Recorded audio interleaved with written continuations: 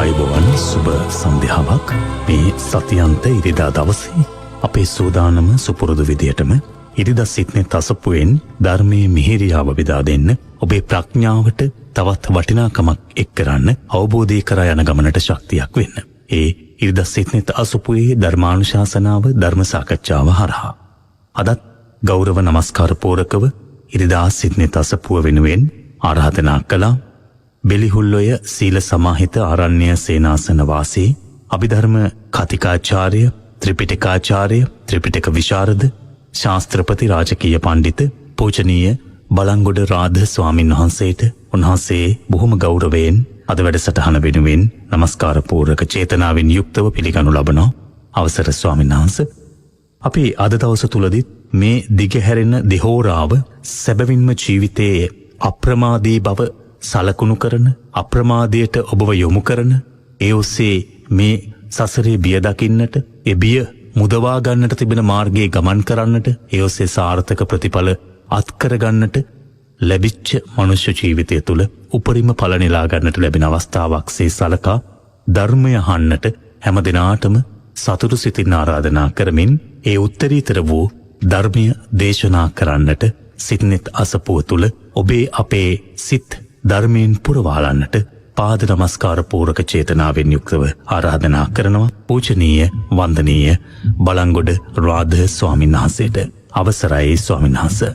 සාදු සාදු සාදු. සියලු දෙනාටම තෙරුවන් සරණයි.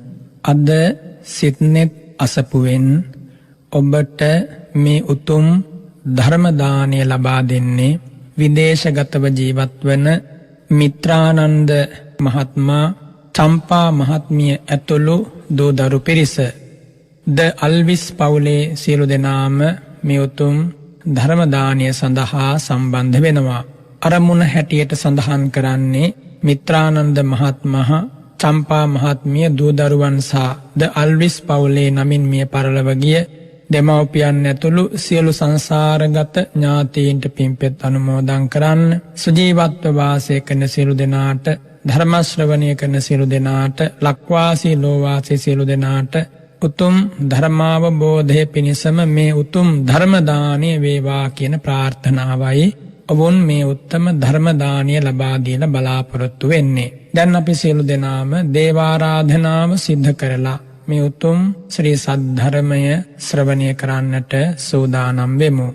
සමන්ත චක්කවාලේසු අත්‍රා ගච්ඡන්තු දේවතා සද්ධම්මං මුනි රාජස්ස සුනන්තු සග්ග මොක්ඛදම් ධම්ම ශ්‍රවණ කාලෝ අයං භදන්තා ධම්ම ශ්‍රවණ කාලෝ අයං භදන්තා ධම්ම ශ්‍රවණ කාලෝ අයං භදන්තා සුවිසුද්ධ සීලේසු සින්ධූපමස්ස සමාධි ධම්මේසු පඨවි සමස්ස අනන්ත ඥානේසු ගගනූපමස්ස නමාමි සිරසා සිරිගෝතමස්ස පිරිසිදු සිල්කන්ද සමුදුර සේමා නිසල සමාධිය මිහිකත සේමා අනන්ත ඥානය අහසක් සේමා සිරිපා අභියස පිනිපා වේවා මෝහන්ධකාරේසු සුරියෝපමස්ස සංසාර සෝතේසු සේතූපමස්ස දෝසප්පවාහේසු මේඝූපමස්ස නමාමි සිරසා ධම්මාම තස්ස මොහන්දුර සින්දලන ලාහිරු සේමා සසර දියඹ මැද පහුරක් සේමා කෙලෙස් කිලුටු හල වැස්සක් සේමා සදහම් රුවනට පිණිපා වේවා පටිපත්ති සාරේසු සම්මාඨිතස්ස උජ්ජෝ භූත මග්ගේසු යානාගතස්ස කුසලේසු ධම්මේසු හෙත්තෝපමස්ස නමාමි සිරසා සුගතෝ රසස්ස පිළිවෙත් සරුවෙයි සුවඳක් සේමා දම් රස දනවයි මිහිරක් සේමා පින් ගඟ ගලනා නිම්නය සේමා මහසංගරුවනට පිණිපා වේවා සාධු සාධු සාධු නමෝ තස්ස භගවතෝ අරහතෝ සම්මා සම්බුද්දස්ස නමෝ තස්ස භගවතෝ අරහතෝ සම්මා සම්බුද්දස්ස නමෝ තස්ස භගවතෝ අරහතෝ සම්මා සම්බුද්දස්ස අත්ථි භික්ඛවේ ධම්මා කායේන පහතම්බානෝ වාචාය අත්ථි භික්ඛවේ ධම්මා වාචාය පහතම්බානෝ කායේන අත්ථි භික්ඛවේ ධම්මා නේව කායේන පහතම්බානෝ වාචාය පඤ්ඤාය දිස්වා දිස්වා පහතම්බාති බුදුරජාණන් වහන්සේගේ නික්ලේශී හදමඩලින් පැන නැගුණ මිහිරි බණ පදයක් අසන්නට සිත පහදවාගෙන සිටින අතිපූජනීය ස්වාමින් වහන්සේ ශ්‍රද්ධාවන්ත පින්වතුනි පළමු කොට මම ආශිර්වාද කරනවා සියලු දෙනාට මේ හෝරාවක කාලය පහන් හැඟුමින් සදහැසිත උපදවාගෙන උපශාන්ත මොහොතක් ලෙස ගත කරගන්න වාසනාව ලැබේවා කියලා බුදුරජාණන් වහන්සේ ඔබේ මගේ ලෝකයට රන් හිරු මඩලක් වගේ පායා ඇවිල්ලා කිසිදා නොදුටු ශාන්ත සැනසීමක් වෙත අපව කැඳවාගෙන යනු ලැබුවා කල්ප ගණනක මහා වෙර බලයකින් සාක්ෂාත් කරන ලද සම්මා සම්බුද්ධ රාජ්‍යය අනන්ත සක්වලට අනසක පතුරුවා හරිනු ලබන බුදුරජාණන් වහන්සේගේ අසම සම පදවිය ලෝකේ කාගෙත් ජීවිතවලට එකසේ පිහිටාධාර වුණා මෙලොවට පරලොවට නිවනට ඔබටත් මටත් ඒ උතුම් ධර්මය ජීවිතයට ගලපා ගැනීම තුළින් කිසිදාක වරදක් නම් වන්නේ නැහැ. පාඩුවක් නම් වන්නේ නැහැ. ඒකාන්ත වශයෙන්ම ලැබූ සැනසීම පමන කළ නොහැකි සැනසීමක් වෙනවා නොඅනුමානයි. ලද විමුක්තිය නොවෙනස් වන විමුක්තියක් වෙනවා නොඅනුමානයි. කුමක්ද මා ප්‍රකාශ කළ ලද විමුක්තිය? මේ පින්වත් හැම කෙනෙක්ම මිනිස් ලෝකයේ ගත කරන නිමේෂයක් නෙමේ. මේ සැබවින්ම තිරිසන් ප්‍රේත අසුර අපාය වලට සාපේක්ෂව විමුක්තියක්මයි. හැබැයි උතුම් ධර්මය අවබෝධ කරන තුරා එය ශාන්ත ප්‍රණීත විමුක්තියක් වන්නේ නැහැ. පින්වතුනි, ඒ ශාන්ත ප්‍රණීත විමුක්තිය හැම දුක් සිඳ දමා හැම බැඳුම් සිඳ දමා ලෝතුරා සුවයේ සැනසීම වෙත ඔබ කැඳවාගෙන යන බුදුරජාණන් වහන්සේ මනා උපදෙස් මනා අවවාද ලබා දෙමින් ගිහි පැවිදි සියලු දෙනාටම බොහොම සුවසේ ආරම්භ කරලා අපම්මන සැනසීමකින් අවසන් කරන මේ උතුම් ධර්ම මාර්ගය දේශනා කොට වදාලා. ආරම්භයේ පටන් විරාගී මහරහත් භූමියට පත්වන තුරාවටම මේ ප්‍රනීත වැඩපිළිවෙල පුරුදු කරන මොහොතේ හදවතට දැනෙන්නේ ශාන්තියක්මයි. මෙහි ඇති අප්‍රනීත බවක් නෑ. එපා වෙන ගතියක් නෑ. ධර්මයට හුරු කරගත් හදවත තරම් පොහොසත් හදවතක් ලෝකෙ නෑ. ධර්ම මාර්ගයෙන් අන්‍යව ධර්මයට පිටුපා ගමන් කරන ඇත්තෝ කවදා නමුත් දුකකට පීඩාවකට පත්වෙනවාමයි. ධර්මයට පිටුපා ලබන සැනසීම తాවකාලිකයි. ධර්මානුකූලව ලබන සැනසීම සදාතනිකයි සනාතනිකයි. බුදුරජාණන් වහන්සේ ඔබේ මගේ ජීවිතයට ලබා දුන්නේ අන්න එබඳු සැනසීමක්. කෙබඳු සැනසීමක්ද? සදාතනික වූ සනාතනික වූ සැනසීමක්. ඒ සැනසීම ලබන්නට ඔබ සුදුසුයි. ඔබ බුදුරජාණන් වහන්සේ සරණ ගිහිල්ලානේ ඉන්නේ. බුදුරජාණන් වහන්සේගේ ධර්මයෙන් සැනහෙන්නනේ මේ බණපදය අසන්නේ. ඔබට ධර්මය ප්‍රිය වෙලා ඔබට භාග්‍යවතුන් වහන්සේ බොහෝම ප්‍රියයි. ඔබට මහා සංඝරත්නය බොහෝම ප්‍රියයි. කොච්චරනම් වටිනා තැනකද ඔබේ හදවත පවතින්නේ. ඔබ මෙහෙම හිතන්න. මෙහෙම හිතුවොත් තමයි තමාගේ ජීවිතය ගැන තමාටම ඇගීමක් ඇතිවන්නේ. ඒ ඇගීම ඉතාම වැදගත් වෙනවා මේ ධර්ම මාර්ගයේ ඉදිරියට යන්න. ලෝකේ ධර්මය නොදන්නා කිසි කෙනෙක් ධර්මයේ හැසිරෙන අය අගයන්නේ නෑනේ.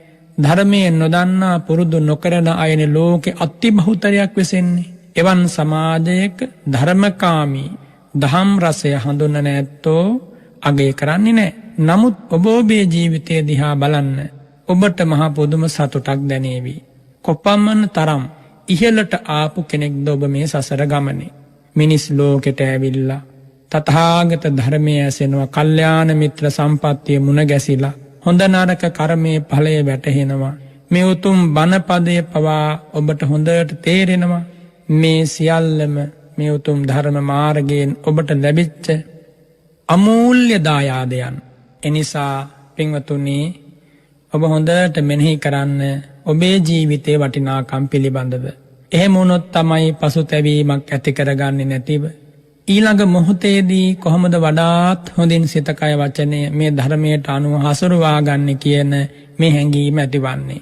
එනිසා බුදුරජාණන් වහන්සේ වදාළේ දහම් ප්‍රීතිය හා සම ප්‍රීතියක් ලෝකෙ කොතනකවත් නැහැ කියලා. ඒ දහම් ප්‍රීතිය ලබන්න මේ බණපදය සියලු දෙනාටම වාසනාවන්ත වූ උතුම් වූ හරබර වූ අනුශාසනාවක් වේවා. අත්ථිමික්කවේ ධම්මා කායේන පහතබ්බා නොවාචාය. බුදුරජාණන් වහන්සේ වදාරනවා මහණෙනි වාග්ද්වාරයෙන් නොව කායද්වාරයෙන් ප්‍රහාණය කළ යුතු ධර්මයෝ තියෙනවා. අත්ථිමික්කවේ ධම්මා වාචාය පහතබ්බා නොකායේන. මහණෙනි ධර්ම ස්වභාවයන් තියෙනවා. ඒ ධර්ම ස්වභාවයන් ප්‍රහාණය කළ යුත්තේ වාග්ද්වාරයෙන් කායද්වාරයෙන් නෙමෙයි. අත්ථි භික්කවේ ධම්මා නේව කායේන පහතබ්බානෝ වාචාය. මහණෙනි ධර්ම ස්වභාවයන් තියෙනවා. ඒවා ප්‍රහාණය කළ යුත්තේ දුරු කළ යුත්තේ කායද්වාරයෙන් හෝ වචීද්වාරයෙන් නෙමෙයි. පඤ්ඤාය දිස්වා පහතබ්බා. ප්‍රඥාවෙන් දැක දැක ප්‍රහාණය කළ යුතුයි. මෙන්න මේ උතුම් දේශනාවයි අද ඔබ වෙනුවෙන් දේශනා කරනු ලබන්නේ. බුදුරජාණන් වහන්සේ වදාරනවා මේ ජීවිතයට දුක උපදවන වේදනාව උපදවන අනාගතයටත් දුගතිය උරුම කරලා දෙන දේවල් අපේ ජීවිතවල තියෙනවා. ඒ දේවල් ප්‍රහාණය වුණොත් පමණයි ඔබට මට අනාගතේ බියක් ඇති ගැනීමක් ඇති නොවන්නේ. මේ මොහොතේ පවා සැබෑ සැනසෙල්ලකින් ජීවත් වෙන්න ලැබෙන්නේ. භාග්‍යවතුන් වහන්සේ වදාරන්නේ කුමක්ද? කායිකව ප්‍රහාණය කළ යුතු ධර්මතා තියෙනවා. වාචසිකව ප්‍රහාණය කළ යුතු ධර්මතා තියෙනවා. ප්‍රඥාවෙන් දැක හඳුනා දැන ප්‍රහාණය කළ යුතු ධර්මතා තියෙනවා. එහෙනම් චතුරාර්ය සත්‍ය අවබෝධයේ පිණිස පිළිපන් ශ්‍රාවකයා ලැබූ මේ උත්තම මිනිසත් භාවයට වඩාත් උසස් අර්ථයක් ලබා දෙන්න බලාපොරොත්තු වන ශ්‍රාවකයා මේ ජීවිතයෙන් පස්සේ ප්‍රනීත සුගතියකට යන්න බලාපොරොත්තු වන ශ්‍රාවකයා කළමනා දේ තමයි මේ උතුම් දේශනාවේ බුදුරජාණන් වහන්සේ වදාරන්නේ. යම් යම් ධර්මතා තියෙනවා මේ ජීවිතය ඇසුරු කරගෙන පහළවන ඒ ධර්මතා පිළිබඳව හරිහැටි විචාරයක් නොතිබුණොත් ඒ පුද්ගලයා මහත්ම දුකකට වැටෙනවා. මේ ලෝකේ බොහෝ දෙනා දුකට කරදරයට වැටෙන්නේම කළමනාදේ නොකළමනාදේ ලංකරගත යුතු දේ වෙන් කළ යුතු දේ හරිහැටි නොදන්නාකම නිසා. ඒ දේවල් ඒ අත්තන්ට අනුකම්පාවෙන් කියාදීම මිනිස් වූ අපගේ වගකීමක් සහ යුතුකම. පින්වතුනි, බුදුරජාණන් වහන්සේ මේ උතුම් දේශනාව තුළින් ශ්‍රාවකයන්ම දැනුවත් කරන්නේ, ශ්‍රාවකයන්ට දේශනා කරන්නේ ආර්ය අෂ්ටාංගික මාර්ගයයි, අමරණීය නිවන් මඟ. ආර්ය අෂ්ටාංගික මාර්ගයෙහි අමරණීය නිවන් මගෙහි ගමන් කරන කෙනා උත්තමාර්ථයට පැමිණුණොත් එයා මගඵල ලබනවා. එතෙන්ට පැමිණෙන්න බැරි වුණොත් එයා සුගතියක යනවා. එනිසා මේ දේවල් මෙලොවටත් හොඳයි, පරලොවටත් හොඳයි, නිවනටත් හොඳයි. ධර්මය තුලින් යම්කිසි කෙනෙක් සැනසුණා නම් ඒ සැනසීම වෙනස් වෙන්නේ නැහැ. ඒ සැනසීම නැති වෙලා යන්නේ නැහැ. ඇයි මම හිම දේශනා කරන්නේ? ධර්මය තුලින් ලැබෙන සැනසීම තමයි මග්ග ඵල නිවන කියලා කියන්නේ. මග්ග ඵල නිවන වෙනස් වෙන්නේ නැහැ. ඇයි වෙනස් වෙන්නේ නැහැ කියන්නේ? යම් සෝවාන් මාර්ගයකින් ප්‍රහාණය කරන ලද කෙලෙස් සමුදායක් වේ නම් න පුනරේති, නැවත කිසිදාක ඒ කෙලෙස් ඔහුට බලපෑමක් පිණිසෙන්නේ නැහැ. සකදාගාමි, අනාගාමි, අරහත් මාර්ගයෙන් ප්‍රහාණය කරන ලද කෙලෙස් යලි කිසිදාක ඔහුට ඔහුගේ හදසන්තානය අසුරු කරගෙන පහළ වන්නේ නෑමයි. එනිසා ඔහුට ඒ ලැබෙන සැනසීම කිසිදාක වෙනස් වෙන්නේ නෑ. විරාගී විමුක්තිය වෙනස් වෙන්නේ නෑ. ධර්මාවබෝධය වෙනස් වෙන්නේ නෑ.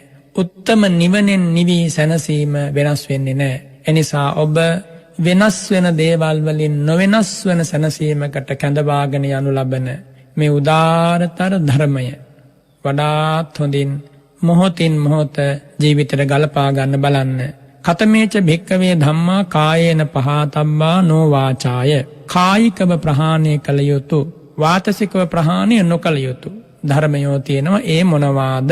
ඉද භික්කවේ භික්ඛු අකුසලං ආපන්නෝ හෝති කංචි දේව දේශං කායේන. මහණෙනි, යම් භික්ෂුවක් එහෙම නැත්නම් ගිහි කෙනෙක් යම් අකුසලයකට පත් වෙනවා, වැරැද්දක් කරනවා කායිකව. ඒ කායිකව කරනු ලබන වැරැද්ද දිහා නුවණ තියන අය බලනවා, දකිනවා. තමේනං අනුවිච්ච විඤ්ඤෝ සබ්‍රහ්මචාරී ඒව මාහංසු. ඒ නුවණති උදවිය ඒ වැරැද්ද දිහා බලලා කියනවා, ආයස්මා කෝ අකුසලං ආපන්නෝ කංච දේව දේශං කායේන. ඔබ කිසියම් වැරැද්දක් කළා නේද කායිකව? ඒ කායිකව කරපු වැරැද්දෙන් ඔබ අත මිදෙන්න සාධු වතායස්මා කාය දුච්චරිතම් පහාය කාය සුචරිතම් භාවේතු කියලා අනුකම්පාවෙන් අවවාද කරනවා. ඒ වගේ කල්යාණ මිත්‍රයන්ට හැමදාකම සාධු කියලා වන්දනා කරන්න. අපව වැරැද්දෙන් මුදවා ගන්නා අය තරම් අපට වෙන ආශිර්වාදයක්, ජීවමාන වස්තුවක් මේ මිහි මඩලේ නැහැ. නිධීනංව පවත්තාරං යම් පස්සේ වජ්ජ දස්සිනං නිග්ගයිහ වාදින් මේධාවින් තාදිසම් පණ්ඩිතම් භජේ තාදිසං භජමානස්ස සෙය්‍යෝ හෝතින පාපියෝ. එහෙමනේ බුදුරජාණන් වහන්සේ වදාළේ. යම් වැරැද්දක් හැටියට පෙන්වා දෙන කල්යාණ මිත්‍රයා තරම් අපට වෙන සම්පතක් සැබවින්ම ඇත්තේ නැහැ. බුදුරජාණන් වහන්සේ තුන් ලෝකයට සම්පතක් වන්නේ නිසා හරි වැරැද්ද මනාව තෝරා පහදා දුන්නේ උතුරා ගිය කරුණාවකින්. බුදු හදවතේ කරුණාව දැනගන්න මේ උතුම් ධර්මයේ ඉගෙන ගන්නම වෙනවා. වචනයෙන් වචනේ තියෙන්නේ බුදු කරුණාවමයි, මහා මෛත්‍රියමයි, මහා අනුකම්පාවමයි. ඒ තථාගතයන් වහන්සේ වදාරනවා, යම් කෙනෙක් කායිකව වැරැද්දක් කරනවා දැකලා කල්යාණ මිත්‍රයෙක් එය හඳුන්වා දෙනවා, ඔබ ඔය වැරැද්දක් කරන්නේ, ඒ දෙයින් වහාම වැළකෙන්න. කායිකව කරන වැරදි හැටියට වදාරන්නේ මොනවද? පරපණ නැසීම, සොරකම් කිරීම, වැරදි කාම සේවනය. මේවනේ මේ දේවල් කායිකව සිද්ධ වන අකුසල්. කායිකව සිද්ධ වන දුගතිය පිණිස හේතු වන, ඒ වගේම සැනසීම අහිමි කරලා දාන දේවල්. බුදුරජාණන් වහන්සේ වදාරනවා, මේ වගේ වැරදි කරනවා දැකලා යම් කිසි කෙනෙක් අවවාද කරනවා, අනුශාසනා කරනවා, ඔබ ඔය වැරද්දෙන් අත මිදෙන්න කියලා. ගිහි කෙනෙකුට නම් ඒ මට්ටමින්, පැවිද්දෙකුට නම් පැවිද්දෙකුගේ මට්ටමින්.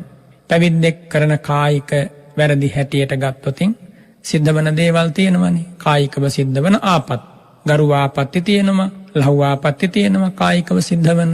ඒ ආපත්ති දැකලා යම් භික්ෂුවක් කියනවා ඔබ ඇවැත්නි ඔය දේ කරන්න එපා ඔබට දුකට හේතු වෙනවා. ඔබ බුදුරජාණන් වහන්සේගේ කසාවතක් දරාගෙන ඉන්නේ. ඔය දේවල් කරන එක ඔබ වගේ කෙනෙකුට සුදුසු වන්නේ නැහැ. ඔබ ඔය කරන්නේ තථාගතයන් වහන්සේට පවා අපහාසයක්නේ. එනිසා ඔබ ඔය පාපයෙන් වළකින්න කියලා අනුකම්පාවෙන් කියා දෙනකොට දෑත නළලේ තබා පිළි අරගෙන උත්සාහවත් වෙලා ඒ වැරද්ද හදා ගන්නවා. අන්නේ වැරද්ද සකස් කර ගැනීම කායිකව නිවැරදි වීමක්. ඒ වැරද්ද කායිකවම සකස් කරගත යුතු දෙයක්. ප්‍රාණඝාතය සිද්ධ කරන්න කායද්්වාරය හේතු වෙනවා. සොරකම සිද්ධ කරන්නට කායද්්වාරය හේතු වෙනවා. වැරදි කාමසේවනයන්ට කායද්්වාරය හේතු වෙනවා.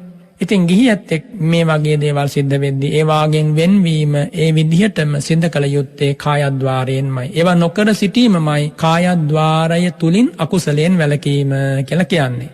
භාග්‍යවතුන් වහන්සේ වදාරනවා ඒ විදිහට කවුරු හරි කෙනෙක් කල්යාණ මිත්‍රයෙක් ඒ වැරද්ද පෙන්වා දීමෙන් අනතුරුව සෝ අනුවිච්ච විඤ්ඤෝහි සබ්‍රක්‍මචාරේහි උච්චමානෝ කාය දුච්චරිතම් පාහාය කාය සුචරිතම් භාවේති ඉමේ බුච්ඡන්ති භික්ඛවේ ධම්මා කායේන පහතබ්බානෝ වාචාය. කාගේ හරි උපදේශයක් අවවාදයක් කාගේ හරි කිව්වේ කල්යාණ මිත්‍ර උතුමෙකුගේ ලබාගෙන වැරද්දෙන් වෙන් වෙනවා. අන්නේ වැරද්දෙන් වෙන්වීම කායිකව කෙරෙන අකුසලයන් දුරු කිරීමක්. ඒ කායිකව කෙරෙන අකුසලයන් දුරු කිරීම යාට බොහෝ කාලයක් හිතසුව පිණිස මෙලොව පරලොව සැනසීම පිණිස ඒකාන්තයෙන් හේතු වෙනවා. පින්වතුනි මේ ඔබට කියා දෙන්නේ අමා ශාන්තිය වෙත ගමන් කරන මාවත. මේන් අන්‍යෝ මාර්ගයක් හෝ වෙන ප්‍රතිපදාවක් නැහැ. ඒකං හි මග්ගං න ဒ ුතිය මත්හි වෙන මාර්ගයක් නැහැ. එනිසා බුදුරජාණන් වහන්සේ වදාළ මේ මාර්ගයේ ඉදිරියට යන්න ඔබ මේ මොහොතින් මොහොත සැදී පැහැදී සූදානම් වෙන්න.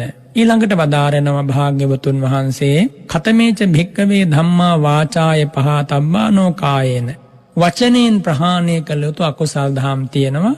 ඒවා කයින් ප්‍රහාණය කළ යුතු ඒවා නෙමෙයි. මොනවාද?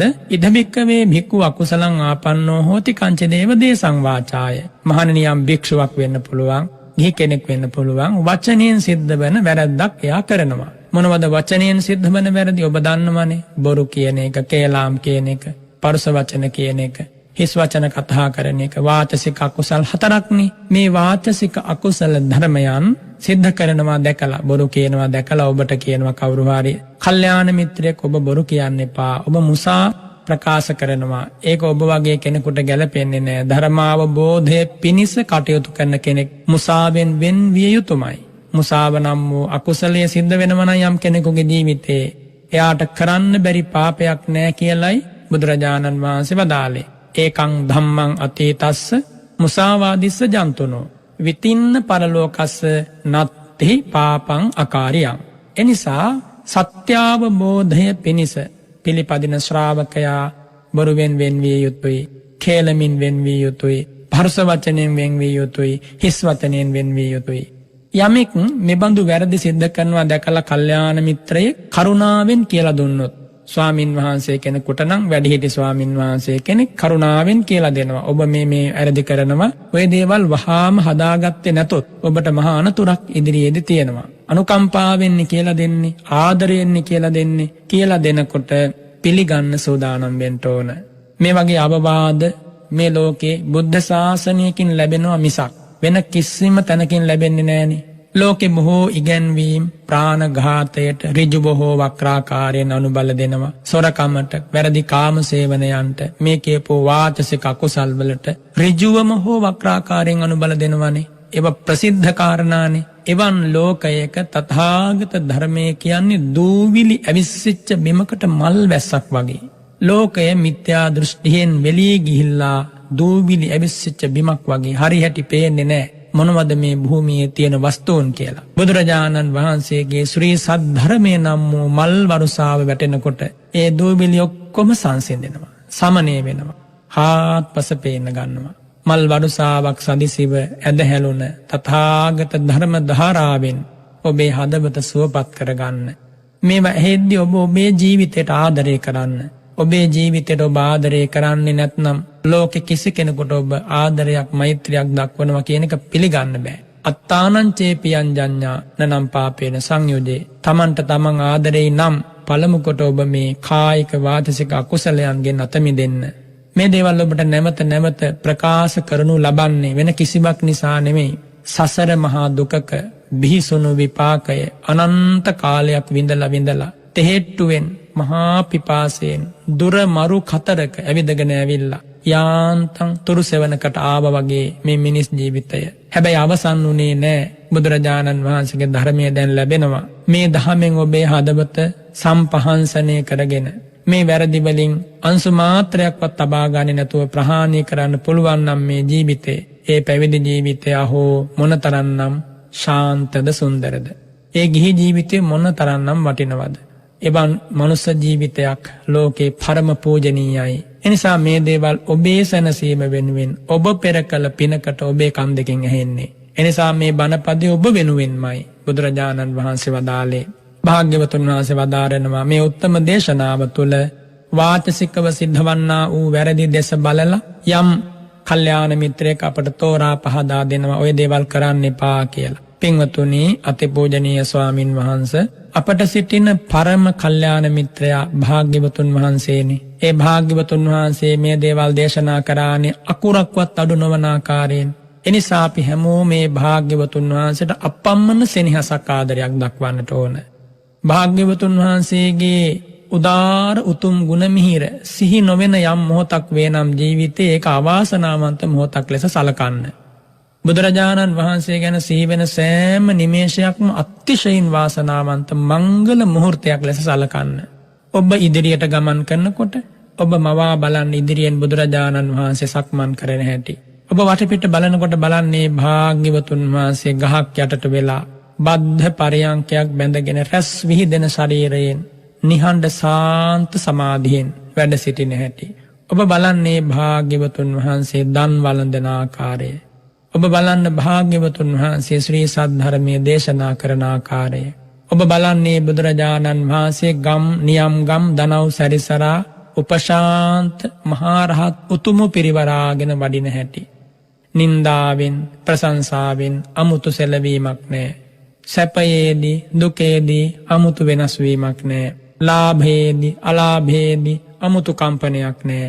හැමදාකම එකම උපශාන්ත විලාසයකින් අකම්පිත තේජසකින් වැඩහිටි ශාස්ත්‍රෝන් වහන්සේ බුදුරජාණන් වහන්සේ. එහෙම හිතද්දී ඔබට ඔබේ ජීවිතය નિરાයාසයෙන්ම මහ පුදුමාකාර සාන්ත ඉසව්වක් වෙත අරන් යන්න පුළුවන්. පින්වතුනි, බුදු ගුණය තරම් ලය පහන් කරන වෙන එකම දෙයක්වත් ලෝකේ නැහැ. මහා රහතන් වහන්සේ ලෞතර බුදුරජාණන් වහන්සේගේ ගුණය ඉහළින්ම අවබෝධ කරගන්නවා.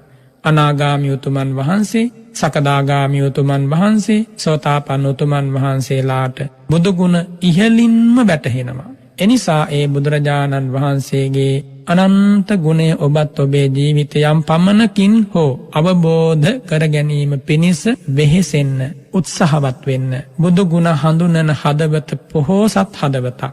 බුදු ගුණ දන්නෝ ලොව සදාකල් හි සැනසෙන්නෝමයි. පින්වතුනි, බුදුරජාණන් වහන්සේ වදාළ මේ උතුම් දහමෙන් ජීවිතය සුවපත් කරගන්න තව දින කීයද තියෙන්නේ? නොබෝ කලකින් ඔය ජීවිතය අහිමි වෙලා ගිහිල්ලා දහම නෑහෙන තැනක උපන්නොත් කාගේ අනුශාසනාවක් අනුවද සිත කය වචනේ හික්මවන්න බලාපොරොත්තු වෙන්නේ? කවුද ඔබට එදාට අකුරෙන් අකුර පදයෙන් පදේ මහ කරුණාවෙන් තෝරලා දෙන්නේ? එදාට ඔබට පුළුවන් වේද ධර්ම දානයන් ලබා දෙන්න? එදාට ඔබට පුළුවන් වේද මේ විදියට මේ ඇහෙන බණපදයේ ශ්‍රවණය කරන්න? ඔබම හිතන්න.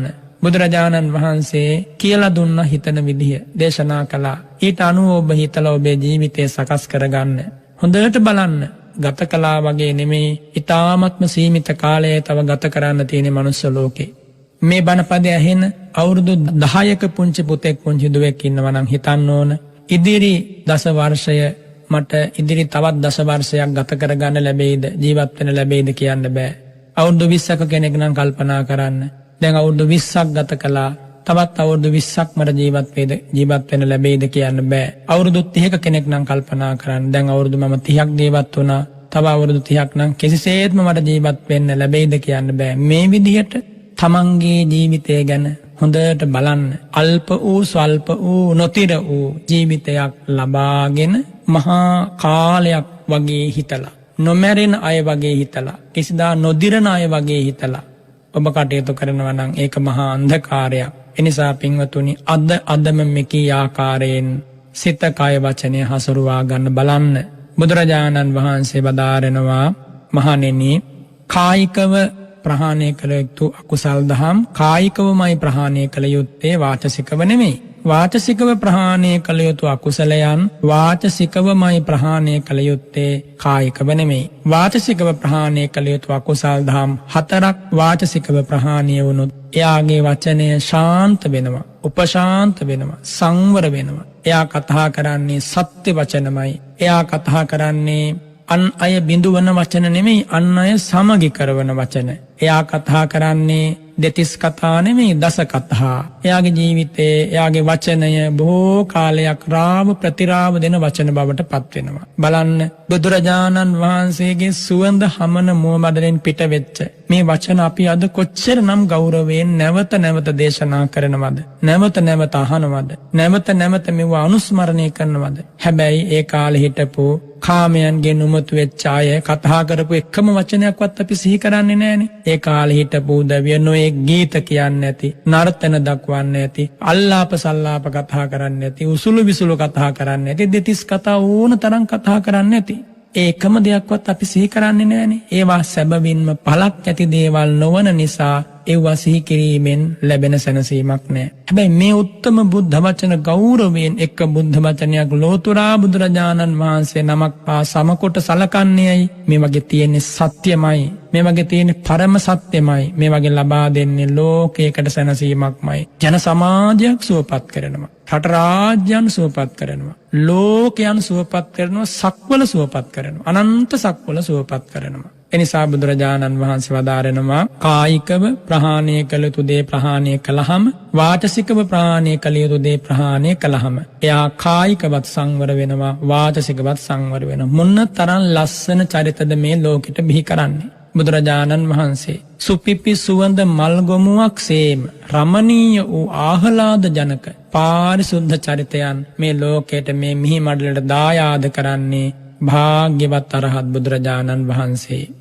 කතමේච භික්කවේ ධම්මා නේව කායේන පහතබ්බා නොවාචාය පඤ්ඤාය දිස්වා පහතබ්බා. මහණෙනි කයිනුත් වචනේනුත් ප්‍රහාණය නොකළ යුතු, එහෙත් ප්‍රඥාවෙන් දැක දැක හඳුනා දැන ප්‍රහාණය කළ යුතු අකුසල් දහම් තියෙනවා. ඒ මොනවාද? ලෝභෝ භික්කවේ නේම කායේන පහතබ්බෝ නොවාචාය පඤ්ඤාය දිස්වා පහතබ්බෝ. ලෝභය නම් වූ අකුසල ධර්මය ප්‍රහාණය කළ යුත්තේ කයින් හෝ වචනයෙන් නෙමෙයි. එය ප්‍රඥාවෙන් දැකගෙන දැනගෙන ප්‍රහාණය කළ යුතුයි. ලෝභය නම් වූ ස්වභාවය හටගන්නවා සිතේ ලෝභ මූල අකුසල් දහම් හැටියට. ඒ ලෝභ මූල අකුසල චිත්තෝත්පාදයන් පහළ වෙනකොට මේ උත්තම ධර්මය දන්න කෙනා මේ ලෝභයයි කියලා හඳුනා ගන්නවා. හඳුනාගෙන ඒ ප්‍රහාණය කිරීම පිණිස කටයුතු කරනවා. ඒ ප්‍රහාණය කිරීම පිණිස කටයුතු කරන්න තමන්ට තනියම බෑ. ඒ සඳහා බුදුරජාණන් වහන්සේගේ මඟ පෙන්වීම ලබන්නම ඕන.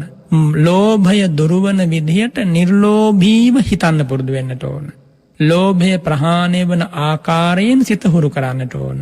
ලෝභයට ප්‍රතිවිරුද්ධ නිර්ලෝභී ධර්ම ශක්තියක් ගොඩනගන්නට ඕන. ඒ උදෙසා බුදුරජාණන් වහන්සේ දානය, සීලය, නෙක්ඛම්මය අනුදැන වදාරනවා. ඒ අනුව පුහුණු වෙනකොට ලෝභය ටිකෙන් ටික ප්‍රහාණය වෙන්න පටන් ගන්නවා. බුදුරජාණන් වහන්සේ වදාරනවා ඒ විදිහට ලෝභය ඇතිවන ආකාරය, ලෝභය දුරුවන ආකාරය දැකගෙන දැනගෙන හඳුනා දුරු කිරීම පිණිස කටයුතු කරනවා නම් අන්නේ කටයුතු කිරීම සිද්ධ වන්නේ මානුෂිකවයි. පළමු කොට ලෝභ මූල අකුසල චිත්තෝත්පාදයන් හදවතේ පහළ වෙලා දෙවනුව තමයි ඒ සමගම එය කායිකව වාචසිකව ක්‍රියාත්මක වෙන්නේ.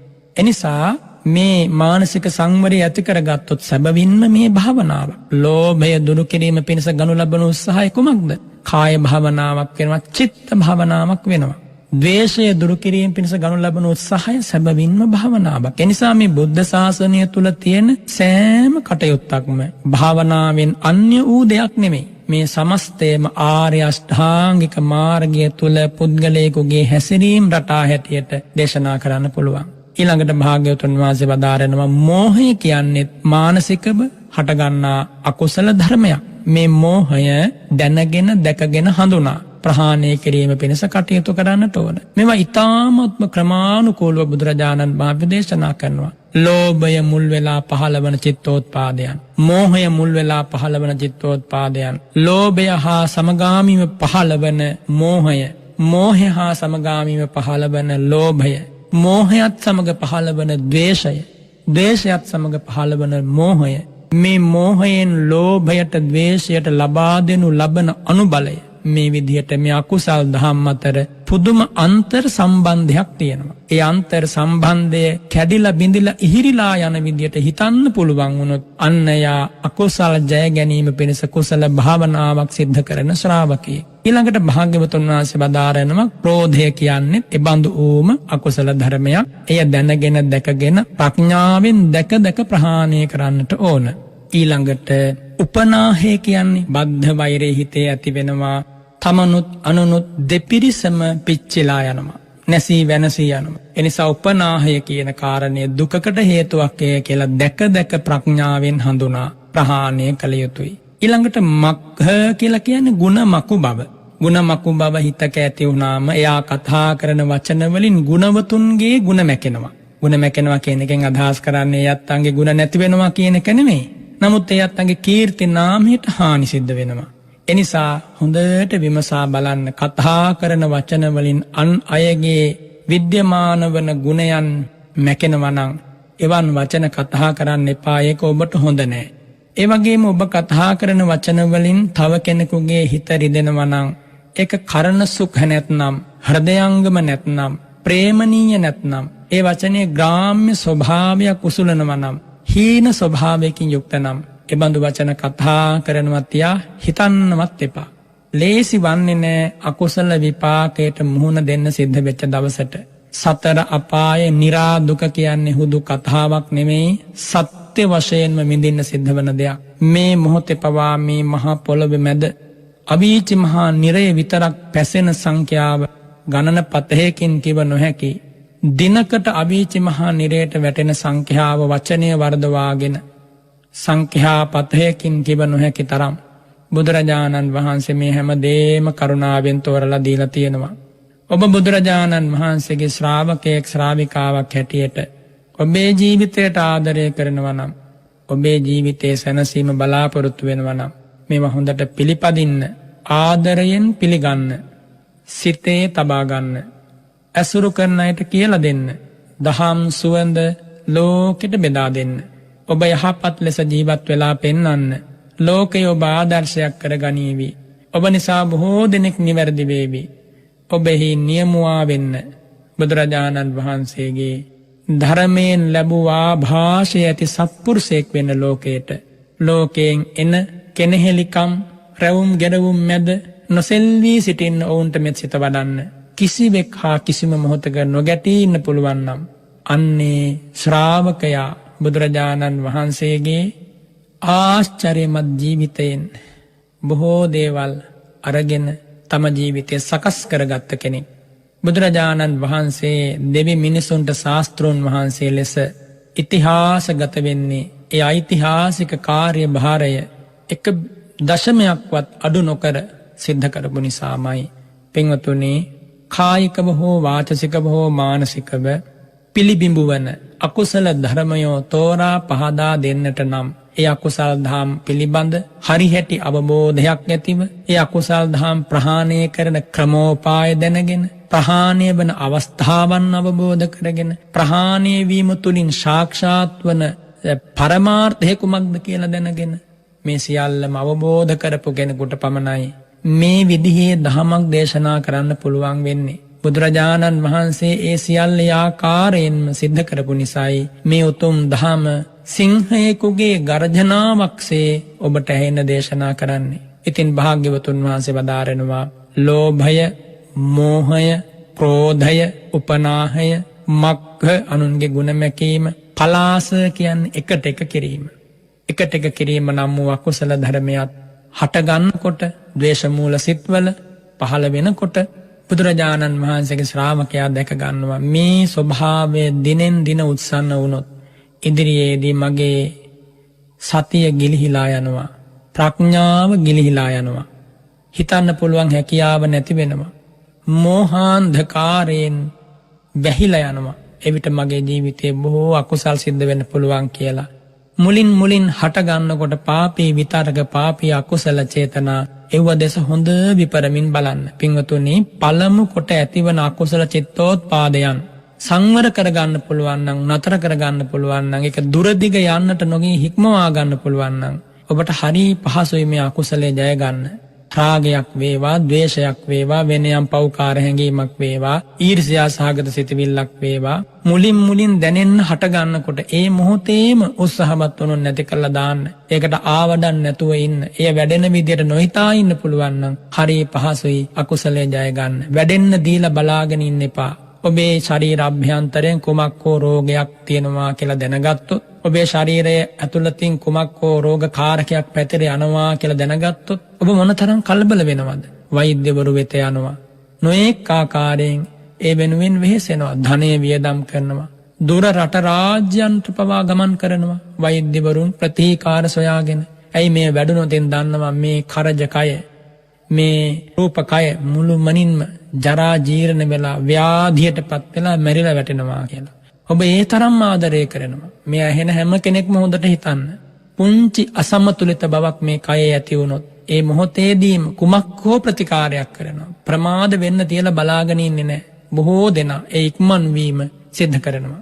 හැබැයි ඔබේ හිතට අකුසල චේතනාවන් එනකොට ලෝභයක් එද්දී ගණන් ගන්නේ නැහැ. ද්වේෂයක් එනවා, ක්‍රෝධයක් එනවා, එකට එක කරන්න හිතෙනවා. මසුරුකම්, ඊර්ෂ්‍යාකම් කරන්න හිතෙනවා. මාන්නකාර හැඟීම් ප්‍රහාණය වෙනවා. ඒවා ඔහි වැඩෙන්න දෙනවා නම් ඔබ පුදුමාකාර විදිහට අසරණ වෙලා අර කායික රෝගයෙන් කය නැති වෙන්නේ මේ ජීවිතේ පමණයි. හැබැයි ඔය මානසික රෝගයන්ගෙන් ලෝභය නම් වූ, ද්වේෂය නම් වූ, මෝහය නම් වූ, ක්‍රෝධය නම් වූ, ගුණමකුකම නම් වූ, එකට එක කිරීම නම් වූ මානසික රෝගී තත්වයන් නිසා ඔබට කල්ප කීයක් විඳවන්න සිද්ධ වෙයිද?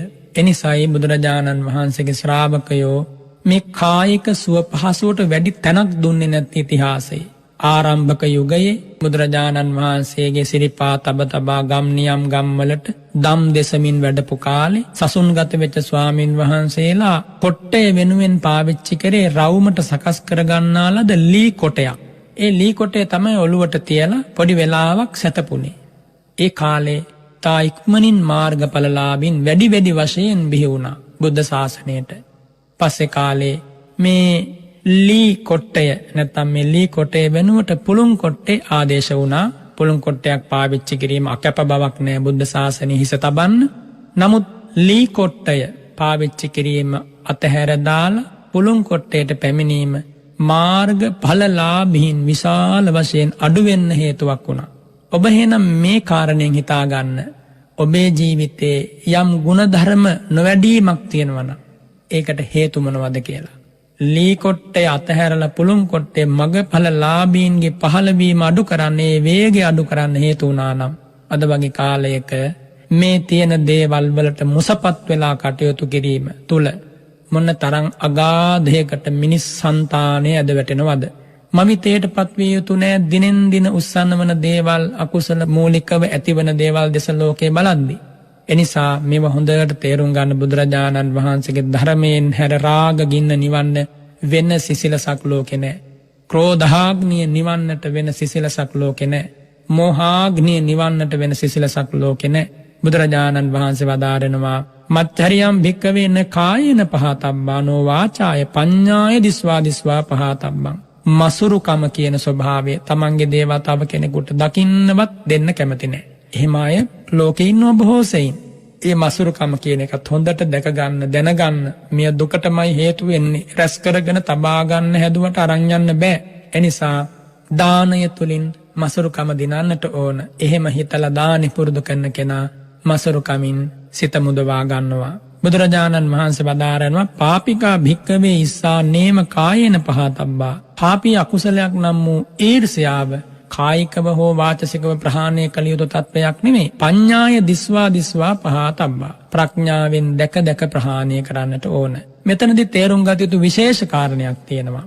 ඊර්ෂ්‍යාව වේවා, මසුරුකම වේවා, ලෝභ දේශ මොහ මග්ග පලාස වේවා, මේ අකුසල් චේතනා සිතෙහි පහළ වුණාට පස්සේ මේවා දිගට වැඩෙන්න දුන්නොතින් ඉන් අනතුරුව එයා කතා කරන වචන ක්‍රෝධ සහගතයි, ද්වේෂ සහගතයි, ඊර්ෂ්‍යා සහගතයි, මසුරුකමින් යුක්තයි. ඒ විදිහට කායික වාචික ක්‍රියාවන් දෙවන තුන්වන අධියරයේදී පහළ වෙලා ඒ අකුසල සිතිවිල්ල නිසා බොහෝ කාලයක් විඳවන්නට හේතු වන අකුසල කර්මයන් රැස් කර ගන්නවා. එනිසා මේවා හොඳට තේරුම්ගෙන ජීවිතය තුලින්ම අවබෝධ කරගන්න බලන්න. තමන්ගේ ඊර්ෂ්‍යාව, තමන්ගේ මසුරුකමයි තමන්ට දුකක් වෙන්නේ. අන් අය ඔබට ඊර්ෂ්‍යා කළා කියලා, අන් අය ඔබට මසුරුකම් කළා කියලා එයින් ඔබට වන හානියක් නැහැ. අනෙකුගේ හිතේ තියෙන ලෝභයෙන් හෝ ක්‍රෝධයෙන් හෝ ඔබට වන හානියක් නැහැ. ඔබේ සිතේ පහළ වන ලෝභය, ක්‍රෝධය, මසුරුකම, ගුණමකුකම, අකුසලයේ තමයි ඔබට දුකක් වෙන්නේ. කතමාච භික්කවේ පාපිකා ඉස්සාමි පාපී ඊර්ෂ්‍යාව. පාපී වූ ඊර්ෂ්‍යාව කුමක්ද කියලා බුදුරජාණන් වහන්සේ වදාරනවා. මෙව්වා මේ ජන සමාජයේ ඕන තරම් ප්‍රකට වෙන දේවල්නේ. එනිසා මේවා ගැන නැවත ඉගෙන ගනිමින්, සාකච්ඡා කරමින් අවබෝධ කර ගැනීම නොකළොත් ඔබත් ඔබේ ලස්සන ජීවිතය අඳුරට වැටෙන විදිහට වැඩ කරගත්ත වෙනවා. එහෙම කරගන්න එපා. ඉදභික්කවේ ඉජ්ජති ගාපතිස්සවා ගාපති පුත්තස්සවා ධනේනවා ධඤ්ඤේනවා රජතේනවා ජාතරූපේනවා. මේ ලෝකේ ජීවත් වෙනකොට කෙනෙකුට පේනවා මිනිසුන්ට ධනය ලැබෙනවා, රන්ටිදී මසු කහවනු ලැබෙනවා, ගේ දොරේ ගඩම් යාන වාහන ලැබෙනවා, තනතුරු ලැබෙනවා, තත්වයන් ලැබෙනවා, කීර්ති නාමයන් ලැබෙනවා, පැසසුම් ලැබෙනවා, කිතුගොස් ජනනය වෙනවා. මේවා ඇහෙනවා, මේවා පෙනෙනවා, මේවා දකින්න තියෙනවා. ඒවා දකින්න ලැබෙනකොට කවුරු හරි කෙනෙක් කල්පනා කරනවා මේ ධනලාභය මොහුට නොවෙනවා නම් හොඳයි. මේ කීර්ති නාමය මොහුට නොවෙනවා නම් හොඳයි. මේ පැසසුම් ഘോഷා මොහුට එන්නේ නැත්නම් හොඳයි කියලා අන් අයගේ ලාභ සත්කාර දිහා බලලා ඒවා රුස්සන්නේ නැහැ. ඊර්ෂ්‍යාවෙන් සිතුවිලි පහල කරමින් අතුලාන්තයෙන් ඇවිලිලා ජීවත් වෙනවා. බුදුරජාණන් වහන්සේ වදාරනවා පැවිද්දෙක් ඉන්නවා. ඒ පැවිද්දා ශ්‍රමණේක් වේවා, වෙනයම් බ්‍රහ්මණේක් වේවා. ඒ පැවිද්දට පේනවා තව ශ්‍රමණයන්ට, බ්‍රහ්මණයන්ට ලාභ සත්කාර කීර්ති ප්‍රශංසා ලැබෙනවා, සිව්පසේ ලැබෙනවා, ඉහලින් ලැබෙනවා. ඔහුගේ හිතේ සිතවිල්ලක් පහළ වෙනවා මේ අත්තන්ට මේ ලාභ සත්කාර නොලැබෙනවා නම් හොඳයි කියලා. අන්න එකට කියනවා පාපී වූ ඊර්ෂ්‍යාව කියලා. මේ හිත ඇතුලේ පහළ වෙන ඒ ලාමක අකුසලයක්. එනිසා ඒට වැඩෙන්න දෙන්න එපා. බුදුරජාණන් වහන්සේ වදාරන්නේ පඤ්ඤාය දිස්වා පහතබ්බ. ප්‍රඥාවෙන් දැක ප්‍රහාණය කරන්න කියලා. මෙව්වත් තව කෙනෙකුට ප්‍රහාණය කරවන්න බෑ. හොඳට මතක තබා ගන්න. බුදුරජාණන් වහන්සේ කරුණාවෙන් මඟ පෙන්වුවා, ප්‍රඥාවෙන් මඟ පෙන්වුවා. ඔබේ ජීවිතයට ගලපගෙන ඔබම උත්සාහවත් වෙන්න. සැබවින්ම එක්ක ලෝභ මූල සිතවිල්ලක් ජයගත්ත කියන්නේ ඔබ මහා ජයග්‍රාහකෙක්. මේක පාපී අකුසල විතරකයක් ජයගත්ත කියන්නේ කල්ප ගානක දුකක් අවසන් කළා. එක ක්‍රෝධ මූල සිතවිල්ලක් ජයගත්ත කියන්නේ කල්ප ගානක නිරේ වැඩලා විඳින දෙන දුකක් නැති කළා කියන එක මතක තබා ගන්න. ඒ නිසා මේ මොහොතේ ප්‍රහාණය කරන අකුසලය ඔබ අනාගතයේ අපම්මන සුවයක් වෙත යා කරනවා. බුදුරජාණන් වහන්සේ වදාරනවා පාපී ඉච්ඡාවන් තියෙනවා මේ හිතේ පහළවන. මොනවද ඒ පාපී ඉච්ඡාවන් නැත්තම් බලාපොරොත්තු? ඉදබික්කවේ ඒකච්චෝ අස්සද්ධෝ සමානෝ සද්ධෝති මං ඥානෙයුන්ති ඉච්ඡති. මේ ලෝකේ ඉන්න පුද්ගලයෝ අශ්‍රද්ධාවන්තයි, ශ්‍රද්ධාවක් නැහැ. හැබැයි ඔවුන් බලාපොරොත්තු වෙනවා මම ලෝකේ පිරිස මා ශ්‍රද්ධාවන්තයෙක් ලෙස හඳුනා ගනීවා කියලා. දුස්සීල ඇත්තෝ ඉන්නවා සීලවාති මං ඥානෙයුන්ති ඉච්ඡති. මම සිල්වතෙක් කියලා දැනගනීවා කියලා බලාපොරොත්තු වෙනවා. ඒ වගේම ලෝකයේ ඇත්තෝ ඉන්නවා එහෙම උගත්කමක්, බහුශ්‍රත භාවයක් නැහැ. හැබැයි ඔහු බලාපොරොත්තු වෙනවා මම බහුශ්‍රතයෙක් කියලා මේ ඇත්තෝ දැනගන්නට ඕන කියලා. තමා සතු නොවන ගුණධර්ම, තමා සතු නොවන හැකියාවන් තමා සතුය කියලා අන් අයට අඟවන්නට උත්සාහවත් වන ඒ ස්වභාවයට කියනවා පාපී වූ ඉච්ඡාව කියලා. පාපී වූ ඉච්ඡාව. ඒ වගේම අකුසල් දහම් දුරු කිරීම පිණිස වීරයක් නැහැ. හැබැයි යා පෙන්වනවා මම අකුසල් දහම් ජය ගන්නට උත්සාහවත් වෙනවා කියලා. සැබවින්ම සතර සතිපට්ඨානයේ සිහිය පුරුදු කරන්නේ නැහැ. භාවනා වඩන්නේ නැහැ. එයා පෙන්වනවා මම සතිපට්ඨානයට අනුව ඉන්නවා කියලා. ඒ වගේම සැබවින්ම කෙලෙස් ප්‍රහාණය වෙලා මගඵල ලැබලා නැහැ. අකීනාසවෝ සමානෝ කීනාසවෝ තිමංජානෙයුන්ති ඉච්ඡති. එයා රහත් වෙලා නැහැ, අනාගාමි වෙලා, සකදාගාමි වෙලා, සෝතාපන්න වෙලා නැහැ. හැබැයි යා බලාපොරොත්තු වෙනවා, යා අඟවනවා, යා පෙන්වනවා මම රහතන් වහන්සේ කෙනෙක් මම මගඵලලාභියෙක් කියලා. අයං උච්චති භික්කවේ පාපිකා ඉච්ඡා. මෙන්න මේකට දේශනා කරන බුදුරජාණන් වහන්සේ පාපී ඉච්ඡාව, පාපී බලාපොරොත්තුව, පාපී කැමැත්ත කියලා. පාපිකා භික්කවේ ඉච්ඡා නේව කායේන පහතබ්බා නෝ වාචාය. මේ පාපී කැමැත්ත කයෙන් හෝ වචනයෙන් ප්‍රහාණය කළ යුතු තත්වයක් නෙමෙයි. පඤ්ඤාය දිස්වා පහතබ්බා. ප්‍රඥාවෙන් දැක දැක අවබෝධ කරගනිමින් මෙය නොමනා දෙයක් කියලා ප්‍රහාණය කළ යුතුයි. බුදුරජාණන් වහන්සේ වදාරනවා තංචේ භික්කවේ භික්කුන් ලෝභෝ අභිභුය්‍ය ඉරියෙත්. ලෝභයෙන් යම් භික්ෂුවක් මැඩගෙන නම් ඉන්නේ දැනගන්න කියනවා මේ භික්ෂුව ලෝභයෙන් එතෙරවන ලෝභයෙන් නිදහස් වන ක්‍රමවේදය දන්නේ නැහැ. ලෝභයෙන් සිත මුදවා ගන්නා වැඩපිළිවෙල මෙයා දන්නේ නෑනේ කියලා හිතන්න කියනවා. තමන් ගැනමයි මේ හිතන්නට ඕනේ, අන් අය ගැන නෙමෙයි. ගිහියෝ වේවා පැවිදි වේවා.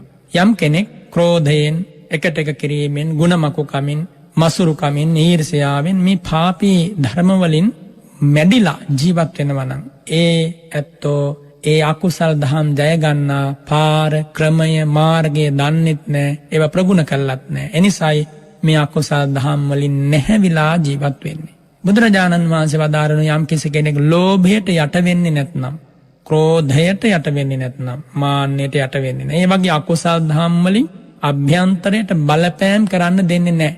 ඒ කියන්නේ එයා ලෝභය දුරු කරන්න පිළිවෙත් පුරනවා, අකුසලය දුරු කරන්න පිළිවෙත් පුරනවා, කුසලය වඩන්න පිළිවෙත් පුරනවා. අන්න එහෙම කෙනෙක් ගැන දිහා බලලා දැනගන්න දැකගන්න කියනවා මෙයා අකුසල් තවන වීරියෙන් යුක්තයි, අකුසලයේ ජය ගන්නා උපාය ක්‍රමය මෙයා දන්නවා කියලා. එනිසා පින්වතුනි, සැබෑ ජයග්‍රාහකයා කියලා කියන්නේ ලෝකයේ මෙන්න මේ කියන ලද කායික ඌද වාචසික ඌද මානසික ඌද අකුසල ක්‍රියාවන් ප්‍රහාණය කරන කෙනාමයි. වෙන කිසිම කෙනෙක් ලෝකේ ජයග්‍රාහකයෙක් නම් නෙමෙයි. නොඑක් විදිහට ජයග්‍රහණයන් සමරන ලෝකයට මේ පණිවිඩය කියලා දෙන්න. ඔබ සැබෑ ජයග්‍රාහකයෙක් වෙන්නේ රාගය යටපත් කරලා, රාගය ප්‍රහාණය කරපු දවසට. ක්‍රෝධය, මෝහය, මසුරුකම, ඊර්ෂ්‍යාව මේ කියපු අකුසල් දහම් යටපත් කරලා මුළුමනින්ම ප්‍රහාණය කරපු දවසට තමයි සැබෑ ජයග්‍රාහකයෙක් වෙන්නේ. ඒ ප්‍රතිපදාවේ හික්මෙන ශ්‍රාවකයාත් යම් ජයග්‍රහණයක් ලැබපු කෙනෙක්.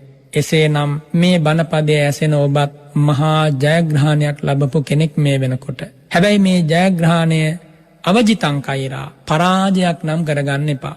මේ ජයග්‍රහණය වඩාත් උසස් ජයග්‍රහණයක් බවට පත් කරගන්න. මේ මිනිස් ලෝකෙට ඇවිල්ලා ආයෙමත් අර සසර සාගරයේ ගිලෙන්න නම් හිතන්න එපා. යාන්තම් බිහිසුණු සසර සාගරයෙන් ඔළුව උඩට උස්සගත්තා.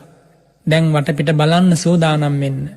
ගොඩබිමක්, ලැබුම් මලක්, නොගිලෙන තැනක් හොයාගෙන යන්න බලන්න. ඒ සඳහා මේ කාලයයි.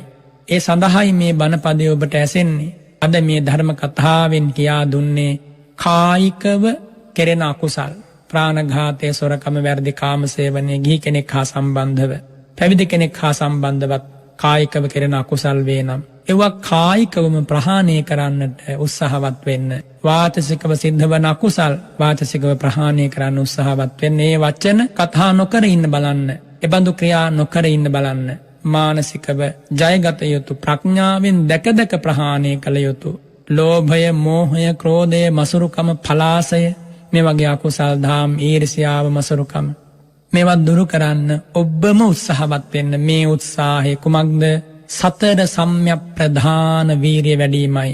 නූපන් කුසල් දහම් උපදවා ගැනීම සඳහා උත්සාහවත් වීමයි.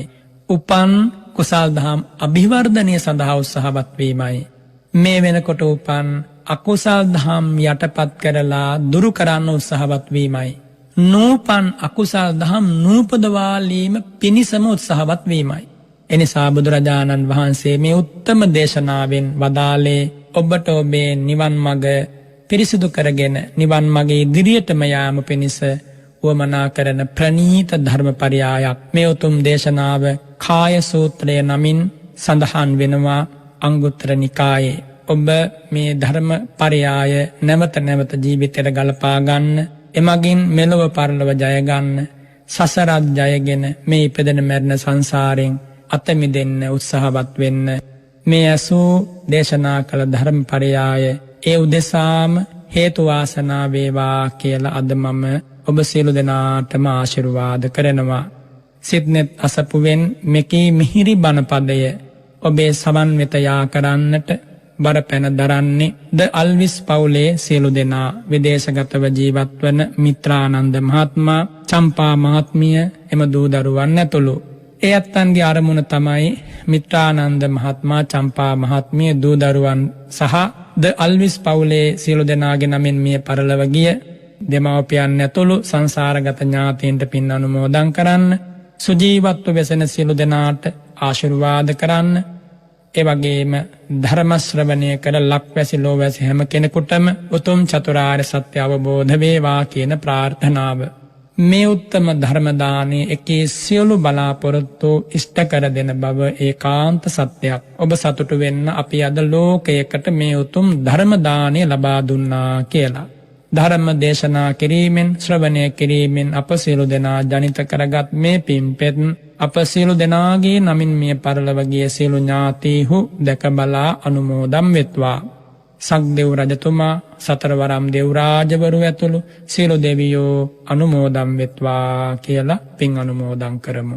ඉදං වූ ඥාතිනං හෝතු සුඛිතා හොන්තු ඥාතයෝ ආකාසට්ඨා ච භුම්මට්ඨා දේවානාගා මහිද්దికා පුඤ්ඤන්තං අනුමෝදිත්වා චිරං රක්ඛන්තු සම්බුද්ධ ශාසනං චිරං රක්ඛන්තු සම්බුද්ධ දේශනං චිරං රක්ඛන්තු සම්බුද්ධ ශාවකං චිරං රක්ඛන්තු ත්වං සදාති. ධර්ම ශ්‍රවණානිසංස බලයෙන් හැම සිතකටම සහනයක් වේවා. බණපදයේ ඇසූ ඔබ හැම දෙනාම සුවපත් වේවා. මේ උතුම් ධර්ම දානය ලබා දුන් සියල්ලෝ සුවපත් වෙත්වා. දෙවියන් සහිත ලෝකයට ශාන්ත සැනසීමෙන් නිවෙන මොහොත දක්වාම මේ උතුම් ධර්ම මාර්ගයේ නිරුපද්‍රිතව ගමන් කරගන්න මේ උත්තම ධර්මය ශාන්තියක්, ආශිර්වාදයක්, මඟ පෙන්වීමක්ම වේවා කියලා මම ආශිර්වාද කරනවා. සාදු සාදු සාදු.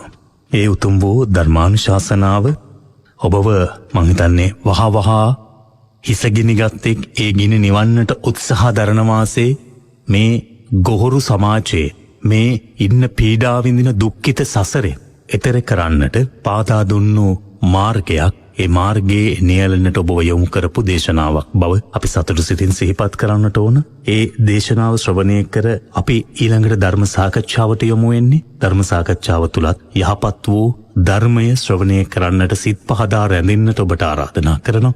පූජනීය වන්දනීය බලංගොඩ රාද ස්වාමීන් වහන්සේ නිදුක් වේවා, නිරෝගී වේවා, දීර්ඝායුෂ අපේ හාමුදුරන් වහන්සේට ලැබේවා. මේ කරන සියලු කුසල ක්‍රියා උන්වහන්සේට ධර්මාවබෝධය පිණිසමයි සෝදානම් වෙන්නේ. අදත් ඉරිදා සිත්නෙත අසපුව තුළ අපේ ජීවිතයට බලපාන අකුසලයන් පිළිබඳව හඳුනා ගන්නට යෙදුණු දේශනාවක් ශ්‍රවණය කළේ.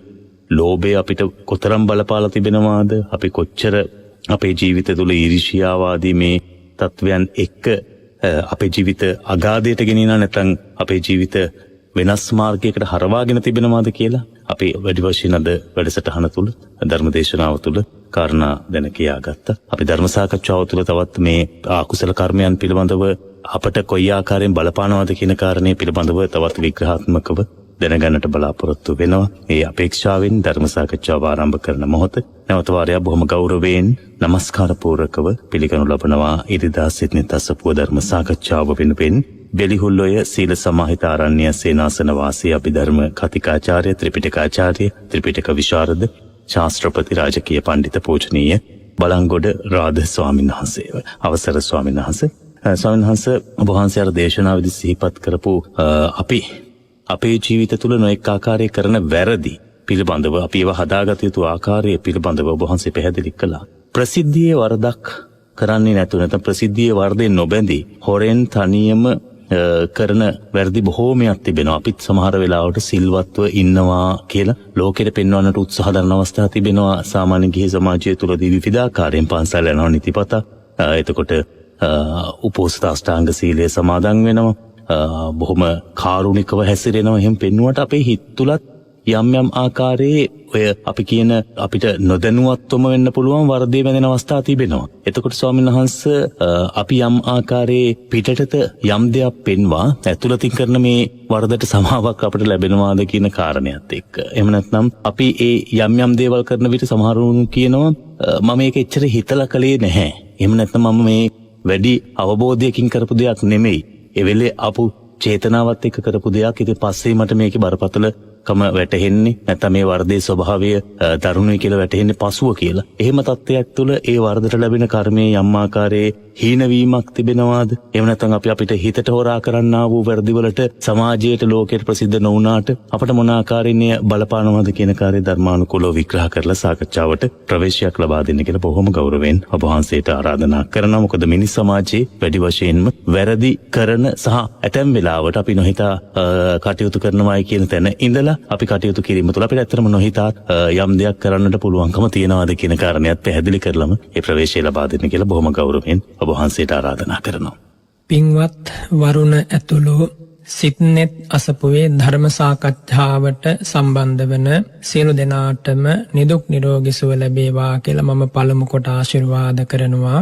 වරුණ ඔය කාරණය අහද්දී අහනකොටම මගේ හිතට ආවේ අපේ භාග්‍යවතුන් වහන්සේගේ චරිතයෙහි එහෙම නැත්නම් බෝසත් චරිතයෙහි වරුණ ඔය සෑම ප්‍රශ්නයකටම උත්තර තියෙනවානේ. මට මතක් වුණා වරුණ ඔය ප්‍රශ්නය අහනකොට මේක කතාවක්. මම කෙටියෙන් කියන්නම්. අප මහබෝසතාණන් වහන්සේ පෙර ජීවිතයක කුමාරයෙක් හැටියට ඉපදිලා තක්ෂලා නුවරට ගිහිලා ශිල්ප ඉගෙන ගන්නවා. ශිල්ප ඉගෙනගෙන ඉතා දක්ෂයි මේ කුමාරයා.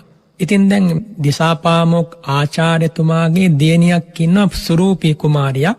දැන් දිසාපාමොක් ආචාර්යතුමාට උවමනා වුණා ඒ පිරිසේ ඉන්න අවංකම කෙනාට, ඒ කියන්නේ අකුසලයට පාපයට බයම කෙනාට දුව දෙන්න ඕන කියලා. ඒ දුව දුන්නාට පස්සේ ඉන්න අනතුරු ඒ කුමාරයා තමයි දිසාපාමොක් තනතුර උසුලන්නේ. ඉතින් ඒ ආචාර්යතුමා කිව්වා මේ කුමාරවරු ආමන්ත්‍රණය කළා මගේ දුව බොහොම තරුණයි, දැන් ඇයව විවාහ කළ දෙන සුදුසු කාලයයි, නුඹලා තුලින් කෙනෙකුට මම ඇයව සරණ පාවා දෙනවා. හැබැයි නුඹලා ඇයට තෑගි භෝග ගේන්න ඕන කිව්වා. ගෙවල් වලට ගිහිල්ලා ඒ ගේන තෑගි භෝග කවුරුවත් දැනගන්න බෑ කිව්වා. අම්මා දැනගන්නත් බෑ, තාත්තා දැනගන්නත් බෑ, ඥාතින් දැනගන්නත් බෑ, කිසිවෙකුටත් හසු නොවන විදිහට තෑගි භෝග ගහලා දෙන්න කිව්වා. ඉතින් දැන් මේ කුමාරවරු ගිහිල්ලා අම්මගේ තියෙනවා, අම්මගේ රත්තරන් බඩු සමහර අය හොරෙන් ගත්තා, තාත්තගේ තියෙන මුදල් හොරෙන් ගත්තා. ඒ ආදි වශයෙන් හැබැයි දැනගන්න නැති වෙන තමයි ගත්තේ වරුණ. ඊට පස්සේ අප මහබෝසතාණන් වහන්සේ නිවසට ගිහිල්ලා කිසි දෙයක් නැතුව හිස් අතින් ආවා. දැන් අනිත් කුමාරවරු ඔක්කොම ගෙනල්ලා එක එක තෑගි භෝග අර කුමාරිකාවට දෙනවා. කුමාරිකාව ඉදිරියෙන් තබනවා. සමහරව රත්තරන් බඩු, සමහරව කැවිලි පෙවිලි එක එක જાතිය දේවල්. ඉතින් දැන් මේ ඔක්කොම තෙව්වට පස්සේ කුමාරයා අප මහබෝසත් කුමාරයා හිස් අතින් ඉන්නකොට අහනවා ආචාර්යතුමා ඇයි ඔබ පමණක් හිස් අතින්? මේ දෝ කුමාරිකාවට ඔබ කැමති නැද්ද? ඒ වෙලාවේ මහබෝසත් කුමාරයා ප්‍රකාශ කරනවා ආචාර්යයන් වහන්සේ මට කිව්වේ කිසිම කෙනෙකුට නොපෙනෙන විදිහට දේවල් ටිකක් අරන් එන්න කියලානේ. ඒ වෙලාවේ ඒ උතුමා ප්‍රකාශ කරන වරුණ මේ ලෝකෙ මිනිසුන්ට හොරෙන් පව්කම් කරන්න පුළුවන්, හැබැයි දෙවියන්ට හොරෙන් පව්කම් කරන්න බෑ කියනවා. ඒගොල්ලෝ දකිනවා කියනවා මේ කරන දේ. ඒ නිසා මට මේ පාප කර්මයට රහස්ගත තැනක් ආවීවා යදිවාරහෝ ප්‍රසිද්ධිය හෝ රහසය හෝ කරන්න තැනක් මට පේන්නේ නැහැ. ඒක නිසා මට එහෙම ගේන්න බෑ කිව්වා කාටවත් නොපෙනෙන්න. ඒ වෙලාවේ කුමාරිකාව ලබා දෙන්නේ අප මහබෝසත් කුමාරයාට. ඉතින් මම කිව්වේ දැන් වරුණ අහපු ප්‍රශ්නයත් එක්ක මිනිස්සු හෝ වේවා කවුරු හරි කෙනෙක් මේ සත්ව ලෝකේ උපන්න පාපයක් අකුසලයක් කරනවා නම් ඒක කරන්නේ සැඟ වෙලාද එලිපිටද කියන එක අදාළ නැහැ. විපාකයේ අඩු වැඩි වෙන්න කරන්නේ එලිපිටද සැඟ වෙලාද කියන එක අදාළ වන්නේ නැහැ. ඒ නිසා බුදුරජාණන් වහන්සේ වදාරනවා හීනං ධම්මන්න සේවෙය්‍ය. පහත් දේවල් නම් කරන්න මෙපා. පමාදේන නසංවසේ, ප්‍රමාදයත් එක්ක ඇසුරු කරන්න මෙපා. මිච්ඡා දිට්ඨින් සේවෙය්‍ය නසියා ලෝක වර්ධනෝ. මිසදිටුවක් ඇසුරු කරන්න මෙපා, සොහොන් වඩන කෙනෙක් වෙන්න එපා සංසාරේ කියලා.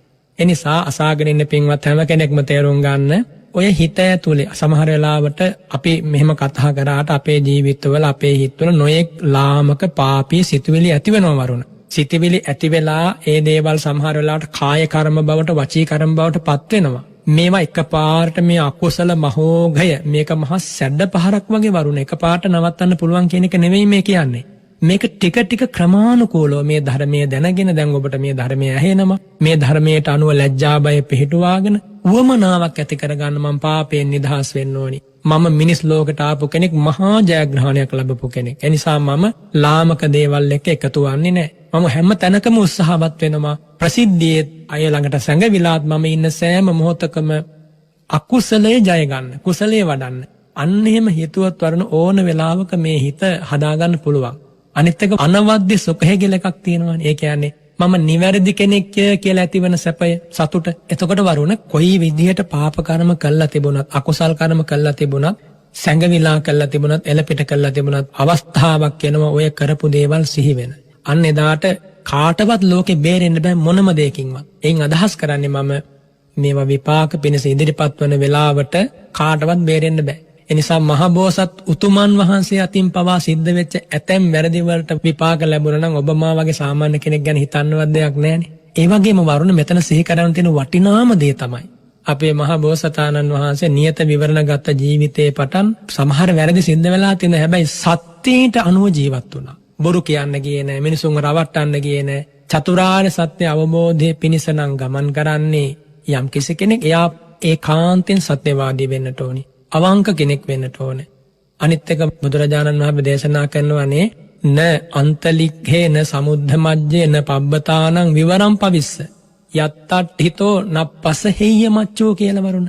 ඒක ඉතා වැදගත් කාරණයක්. ඔබ අහපු ප්‍රශ්නයත් එක්ක මේ මහා පොළවේ හෝ එහෙම නැත්නම් අහසේ හෝ මහා සාගරේ හෝ කොතනක හරි ගිහිල්ලා සැඟවිලා බේරෙන්න පුළුවන් තැනක් තියෙනවා නම් කරපු පව්කම් වලින් එහෙම තැන මම දකින්නේ නැහැ කියලා භාග්‍යවතුන් වහන්සේ වදාරනවානේ. එහෙමයි. එනිසා වරුණ කරන දේවල් වලට අනිවාර්යෙන් විපාකයක් කරන හැමෝම පවට බය වෙන්න ඕනි. පවට බයවීම තමයි ධර්ම මාර්ගයේ ඉදිරියට යන්න හේතු වන මූල ධර්මය. පවට බයවීම. ඒක භික්ෂුන් වහන්සේ කෙනෙක් වේවා, ගිහියත් එක් වේවා හදවතින් ඇති කර ගන්න ඕනි ගුණයක්. හිතන්නට ඕනි මේ ශික්ෂාපද නිසා මම ආරක්ෂා වෙනවා කියලා නෙමෙයි. එහෙමයි. ශික්ෂාපද කියන්නේ වරුණ වැටක්, ඒක වටියක්. ඒ කියන්නේ එතනින් එහාට ගියොත් ඒ සීමාව උල්ලංඝනය වුණොත් එයා දුස්සීලෙක් වෙනවා. ඒ වැට ළඟට යන්න කලින් වරුණ හිතන්න පුළුවන් වෙන්න ඕනි. දැන් බුදුරජාණන් වහන්සේ මේ ලෝකෙට පහළ වෙලා මුල් අවුරුදු 20 පුරාවට ශ්‍රී සද්ධර්මයේ දේශනා කළා ශ්‍රී මුක පද්මේ.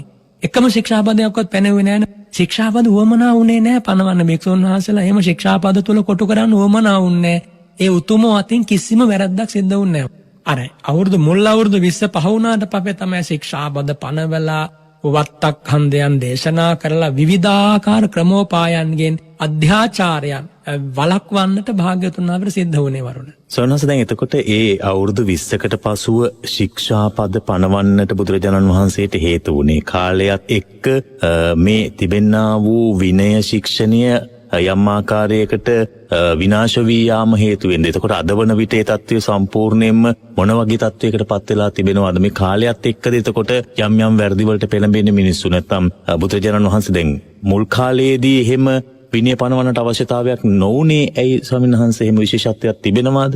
තිබෙනවා වරුණ. දැන් බුදුරජාණන් වහන්සේ මුල් කාලේ භික්ෂුන් වහන්සේලාගේ විනය හැටියට ඔය ඕවාද ප්‍රාතිමෝක්ෂය කියලා කරුණු ටිකක් පමණයි දේශනා කළේ. ඒ කියන්නේ භාග්‍යවතුන් වහන්සේ සියලු පවපයන් කරන්නේ පාසබ්බ පාපස්සකරණං කුසලස උපසම්පදා ගාථා වරුණ අහලා තියෙන අන්නේ ගාථාව දේශනා කරන භික්ෂුන් වහන්සේලාට නිතර. ඒ වගේම භාග්‍යවතුන් වහන්සේ දේශනා කරන භෝජනයේ මාත්‍රාව දැනගෙන වළඳලා ඈත සේනාසන ඇසුරු කරමින් නුඹලා වාසය කරන්න, නුඹලා අධිචිත්තය හොඳට වඩන්න ආදී වශයෙන් මේ ඊට සීමිත අවවාද ප්‍රමාණයක් ලබා දෙනවා. මේ සංඝ සංස්ථාව නැත්තම් මේ බුද්ධ ශාසනයට භික්ෂුන් වහන්සේලා පැමිණිලා පිරිස් වශයෙන් මේක වැඩෙන්න පටන් ගත්තා. ඒ කියන්නේ මේ බුද්ධ ශාසනය පිරිස් වශයෙන් විපුල වෙන්න පටන් ගත්තා. පස්වග ස්වාමීන් වහන්සේලාගෙන් පටන් අරගෙන ඒ දිශාවලින් සුවිශාල පිරිස් ශාසනයට ඇතුල් වුණා. බාවාරි තාපසතුමාගේ පිරිස 16000ක් එහි භික්ෂු භාවයෙන් පැවිදි වෙනවා. ඉතින් වරුණ මේ වගේ සුවිශාල පිරිස් ශාසනයට ඇතුල් වෙනවත් සමගම මේ පිරිස් අතර විසම අදහස් තියෙන අයත් හිටියා. එහෙමයි. අන්නේ විසම අදහස් තියෙන අය පිරිස් අතර අර්බුද ඇති කළා. අන්න එතකොට අවශ්‍ය වුණා භාග්‍යවතුන් වහන්සේට අනිත් අයගේ යහපත පිණිස. ඒ කියන්නේ සිල්වතුන්ගේ යහපත පිණිස. ඒ වගේම සිල්වතුන්ට අනුග්‍රහ කිරීම පිණිස, සිල්වතුන්ට මේ ධර්ම මාර්ගය සුරක්ෂිත කරන්න, ඔවුන්ගේ ගමන් මගට බාධා නොවෙන්න ශික්ෂාපද පනවන්න සිද්ධ වුණා.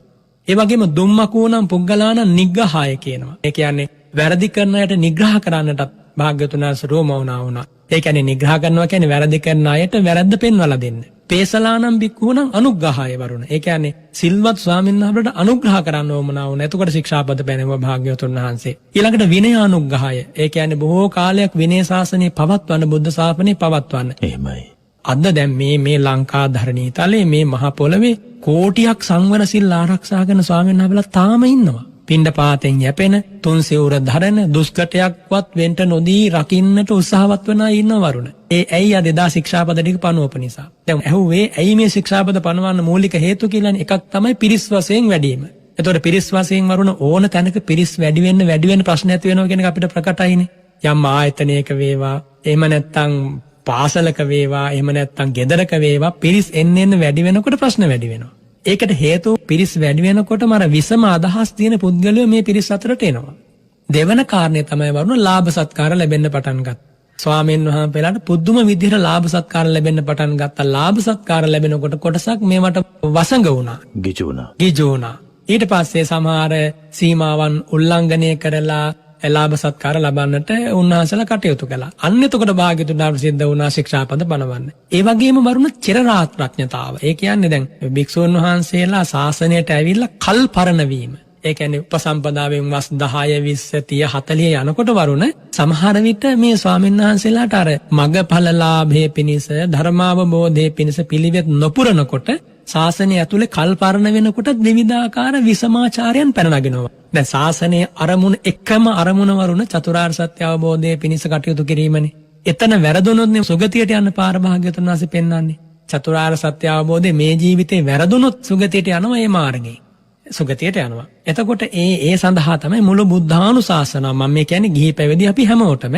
එතකොට ඒ විදිහට පනවපු ශාසනයට ආපු කෙනෙක් ඒ අරමුණෙන් පිට කටයුතු කරනකොට වරුණ ප්‍රශ්න ඇති වෙනවා. දැන් මේ ශාසනික එහෙම තමයි ප්‍රශ්න ඇති උනේ. එහෙමයි. ඇත්තටම බුද්ධ ශාසනය කියන්නේ වරුණ සුනීල පොකුණක්, පිවිතුරු පොකුණක්. ඒ පොකුණ කලඹන්න බෑ, කැළඹුවාට බොර වෙන්නේ ඒකේ මඩ නෑ. හැබැයි එන අය ඉන්නවනේ. ඒ අයගේ කැළඹිච්ච මානසිකත්වයන් නිසා මේ ශාසනය ඒගොල්ලන්ට රෝහණය වෙන්නේ නෑ.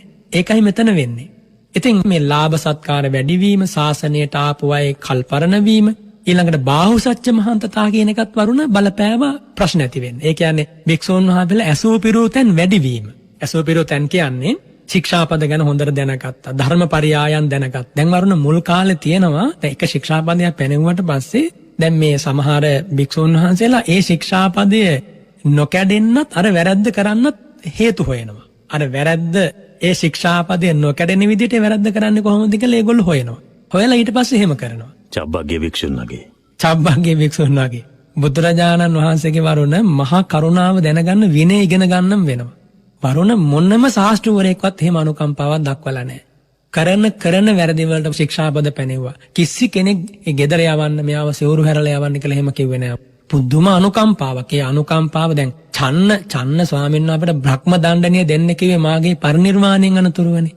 ඒ තරමින් ඒ කියන්නේ වරුණ මේ සම්බුදු කරුණාව වචන වලින් කියන්න බෑ, අවාච්‍යයි. ඉතින් එහෙම ශාස්ත්‍රෝන් වහන්සේ කෙනෙකුගේ සිරි මුව මඩල දිහා බලාගෙන වැරද්දක් කරන්න හිතුණාද කියන එක ඇත්තටම ප්‍රශ්නයක්.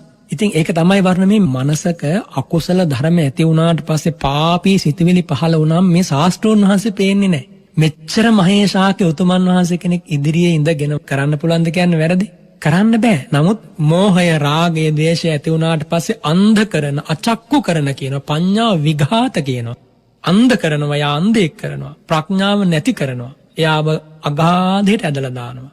එනිසා වරුණ මුල් කාලේ මේ භාග්‍යවතුන් වහන්සේගේ ශාසනය මුල් අවුරුදු 20 තුල කිසිම උපද්‍රවයක් නැහැ. නිරබ්බුදෝ භික්ඛු සංඝෝ කියනවා භාග්‍යවතුන් වහන්සේ. අපගත කාලකෝ කියනවා. ඒ කියන්නේ භාග්‍යවතුන් වහන්සේ දේශනා කරනවා මේ කිසිම ලප කැලලක් නැහැ මේ සංඝ සංස්ථාවේ මේ කාලේ. මම හරිම සතුටින් ඉන්නේ මේ සංඝයා ගැන කියනවා. එහෙමයි. ඔන්න වරුණ කාලයත් එක්ක අර ප්‍රශ්නත් එක්ක ඔන්න ශික්ෂාපද පනවන්න සිද්ධ වුණා. දැන් අද වෙනකොට වරුණ තියෙන తত্ত্বය දවසක් දෙකකින් ඇති වෙච්ච මේ පරිවර්තනයක් නෙමෙයි, කාලයක් තිස්සේ. පුදුමය කියන්නේ මේවා ඔය ඇත්තෝ සාදුකාර දෙන්න ඕනි. එදා ඉඳන් මහා කාශ්‍යප මහ රහතන් වහන්සේ පළමු ධර්ම සංගායනාව, සම්බකාමි මහ රහතන් වහන්සේ දෙවන ධර්ම සංගායනාව, මොග්ගලී පොත්තිස්ස ස්වාමීන් වහන්සේ තුන්වන ධර්ම සංගායනාව, මිහිඳු මහ රහතන් වහන්සේ අපේ රටේ තුපාරාමයේ ළඟ සිද්ධ කරපු ධර්ම සංගායනාව ආදී වශයෙන් මේ හැම දෙයකම වරුණ ථේරවාදයේ සුරක්ෂිත කළානේ. සුරක්ෂිත කරලා විනය වරුණ එකම ශික්ෂාපදයක්වත් වෙනස් වෙන්න නොදී දැන් මේ අද කවුරු හරි ගිහි ගෙදරින් අයින් වෙලා ඇවිල්ලා සසුන් ගත වුණොත් එයාට කරන්න පැහැදිලි වැඩපිළිවෙලක් තියෙනවා. කිසිම තැනක් අඩු වෙලා නැහැ. අද පවා සිල්වත් ගුණවත් භික්ෂූන් වහන්සේලා උපාසක උපාසිකාවෝ දහස් ගණනින් ලක්ෂ ගණනින් දායාද කරන පිවිතුරු ධර්මයක් අපිට ඉතුරු වෙලා තියෙනවා. ඒ කියන්නේ ස්වාමීන් වහන්සේ මේ ධර්මයට එන කෙනෙකුට විනය පිටක නැත්නම් සාමාන්‍ය ගිහියන් වන අපට අපේ ගුණ ධර්මයන් එහෙම නැත්නම් අපේ විනය මේවා හරි අවශ්‍යම දේවල් බවට පත් වෙලා තිබෙන ඒ තුල තමයි එහෙමනම් ධර්ම අවබෝධයට නිසි මාර්ගය සැකසෙන්නේ. අනිවාර්යයෙන්ම වරුණ. විනයෙන් තොරව සීලයෙන් තොරව ලැබෙන සමාධියක් නැහැ. සමාධියෙන් තොරව ලැබෙන ප්‍රඥාවක් නැහැ. සීලං සමාධත්තාය සමාධිය ප්‍රඥාව පිණිස. සීලේ සමාධිය ප්‍රඥාව පිණිස. ඔය ත්‍රිත්වය වරුණ එකකට එකක් සම්බන්ධයි. ඒ කියන්නේ සීලය සමාධියට හේතු වෙනවා, සමාධිය සීලයට හේතු වෙනවා. සීලය ප්‍රඥාවට හේතු වෙනවා, ප්‍රඥාව සීලයට හේතු වෙනවා. එක ශ්‍රද්ධා සිතවිල්ලක් උපදිනවා නම් යමෙකුගේ හදවතේ ඒ ශ්‍රද්ධා සිතවිල්ල මගඵල නිවන පිණිස ඒකාන්තයෙන් හේතු වෙනවා. එනිසා විනය කියන එක ඇති කරගන්නට ඕනි හෘදයාංගම. මම නම් කියන්නේ අපි ගිහි පැවිදි අපි හැමෝම අපි හිතමුකෝ දැන් ස්වාමීන් වහන්සේ කෙනෙක් කුටියක් ඇතුළට වෙලා දොරවල් වහගත්තට පස්සේ ස්වාමීන් වහන්සේ බොහොම නිදහසේ කුටිය ඇතුළට වෙලා ඉන්නවා. අන්න එතනදි වරුණ එකම අකුසල් පිටවිල්ලක්වත් එන්න දෙන්නේ නැතුව හිත පවත්වන්න පුළුවන් නම් එතකොට කොහොමත් කාය කර්ම සංවරයි, වචී කර්ම සංවරයි. එතකොට බ්‍රහ්මයෙක් ඉන්නවා වගේ. යතහා ඒකෝ තතහා බ්‍රහ්මා.